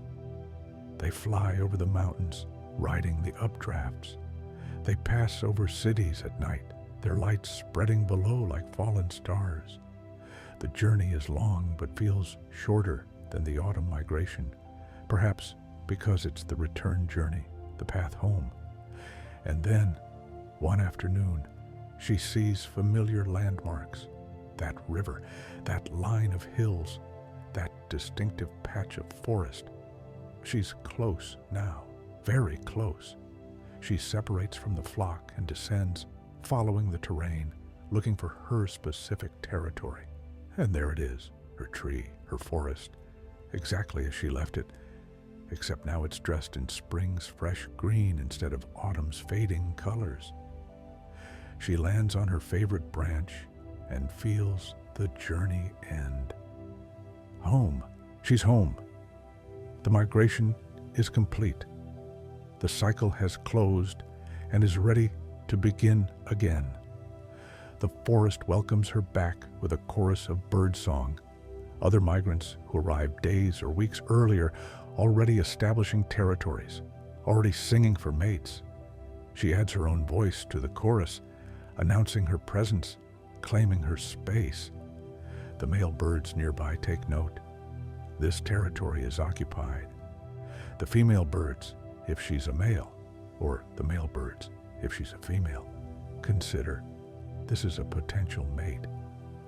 The next days are busy with the work of spring, re-establishing territory, attracting a mate if last year's partner didn't survive the winter, preparing for breeding. But underneath all this activity is the satisfaction of having completed another journey, another migration, another proof that the ancient pathways still work, that the inherited wisdom still guides true. She looks around at her forest, sees it with fresh eyes after months away. That tree has grown. A storm took down that old oak. The stream runs fuller, fed by spring rains and snowmelt from distant mountains. It's the same forest, but different, changed by time, yet essentially itself. Home is both constant and ever-changing, familiar yet always new.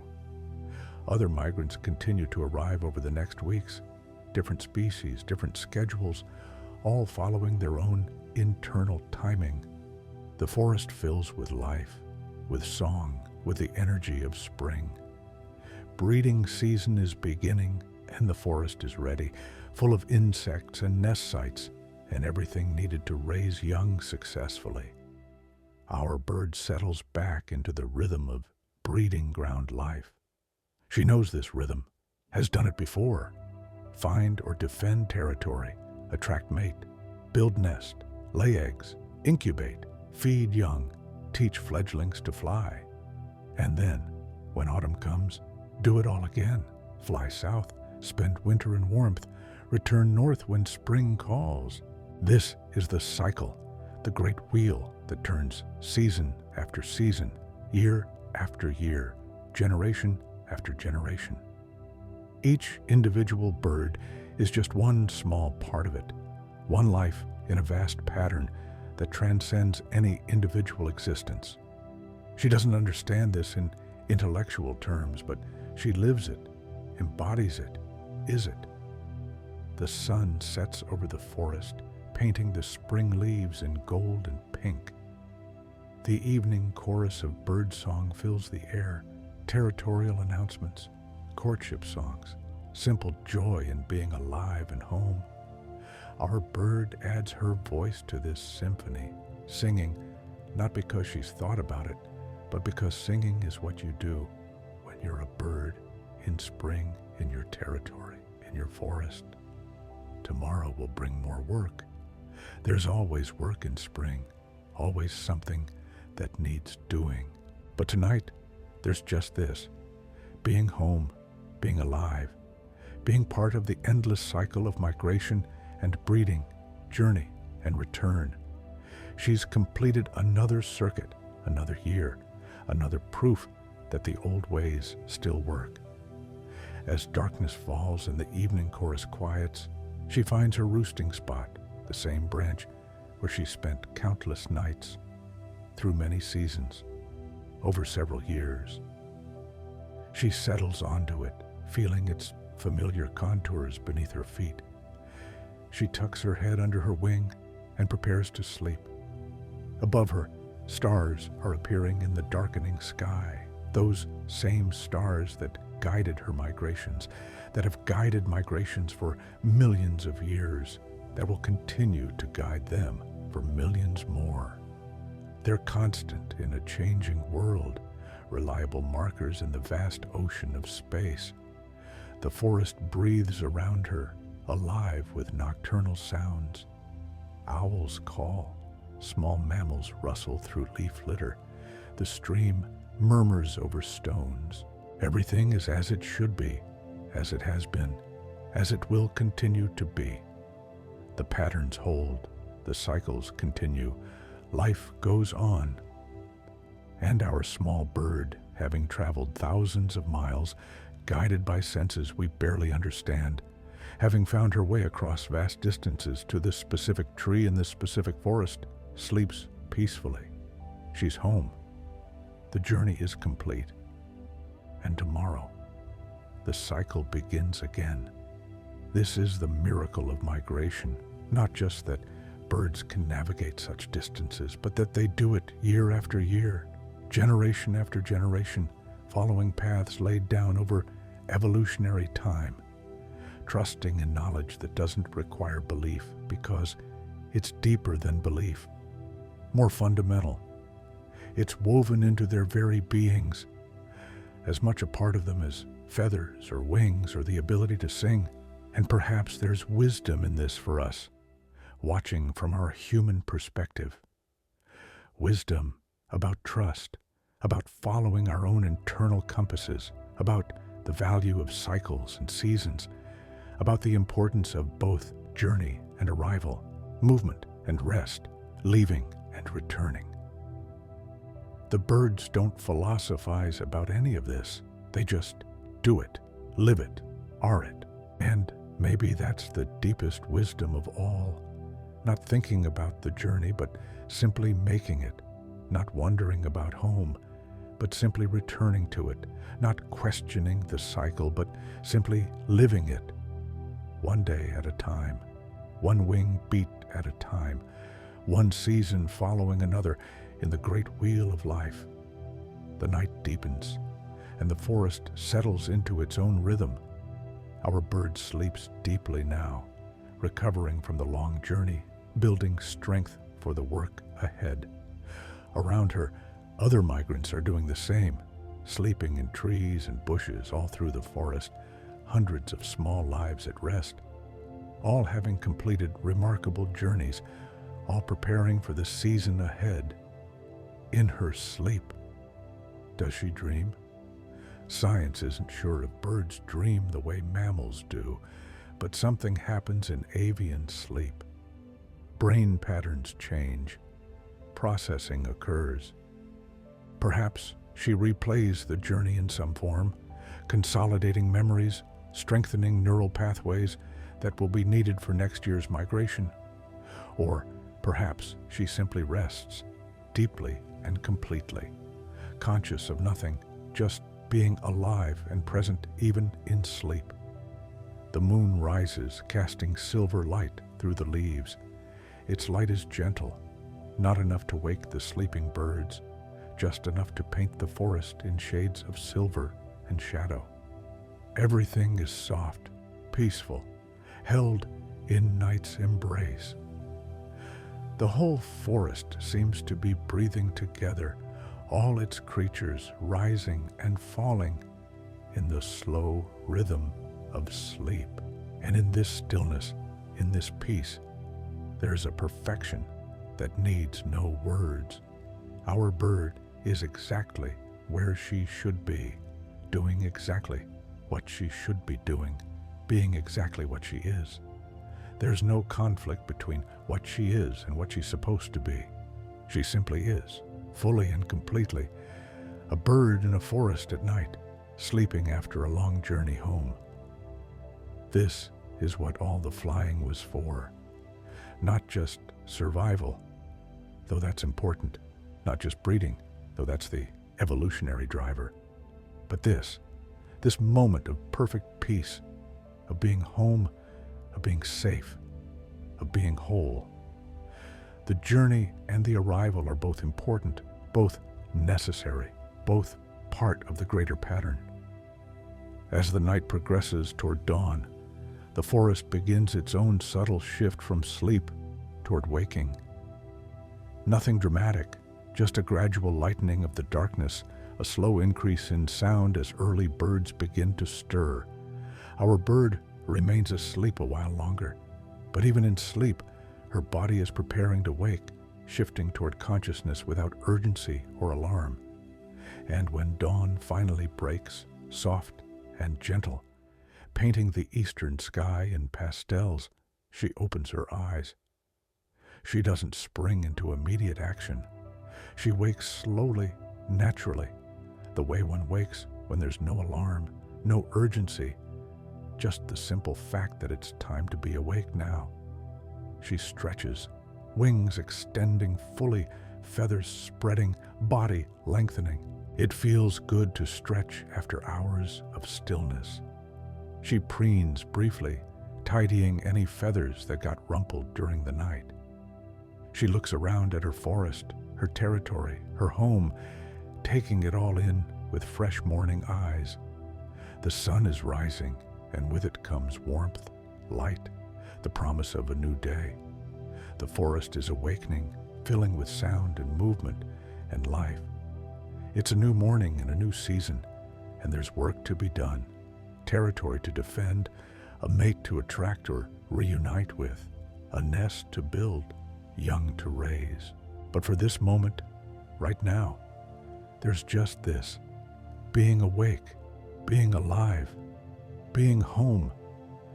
She sits on her branch and simply exists, experiencing the morning, feeling the light on her feathers, hearing the chorus of birdsong rising around her, knowing deep in her bones that she's exactly where she's meant to be. This is the gift of migration, not just the ability to survive by moving between winter and summer ranges, but this feeling of belonging, of homecoming, of rightness. She journeyed thousands of miles, navigated by stars and sun and magnetic fields, crossed mountains and lakes and forests and cities, and arrived here where she was born, here where she'll raise her young, here where she belongs. The morning brightens, and the day properly begins. She launches from her branch and takes flight, not going far, just moving through her territory, checking boundaries, noting what's changed during the winter. The flight feels good. Her wings are rested, strong, ready for whatever the day brings. She lands on a high branch and begins to sing, not the full territorial song yet, just a warm-up, a greeting to the morning, a celebration of being alive and home. Her voice carries through the forest, pure and clear, adding to the greater chorus. And in that song, in that moment, in that sunrise, in that spring forest, there's everything, the whole story of migration, the entire cycle of seasons, the complete pattern of life and journey and return. She doesn't know she's singing all of this. She's just singing because she's a bird, and the sun is rising, and it's spring, and she's home. But if we listen carefully, if we open ourselves to the deeper patterns, we can hear it all in her song, the journey south, the warm winter marsh, the journey home, the arrival, and the promise of new life to come. We can hear the wisdom of countless generations, the accumulated knowledge of millions of years, the simple truth that there are paths through this world that lead us home. If we trust them, if we follow them, if we let ourselves be guided by something deeper than conscious thought. And as her song fades into the morning air, blending with all the other songs, becoming part of the symphony of spring, we can let ourselves rest too. We can release into the same peace she feels, the same trust in the cycles, the same knowledge that journeys end and begin, that what leaves returns, that home is both a place and a feeling and a truth written into the very fabric of existence. Close your eyes now, if you haven't already. Feel the warmth of this imagined sun on your face. Hear the soft chorus of this forest full of returned travelers. Know that you too have your own internal compass, your own paths to follow, your own cycles of journey and return. Rest now in this knowledge. Rest in the peace of arrival. Rest in the trust that the ancient pathways still work, that home is waiting, that the journey, however long, always leads where it needs to lead. Sleep now, safe and warm, held gently by the world, exactly where you should be.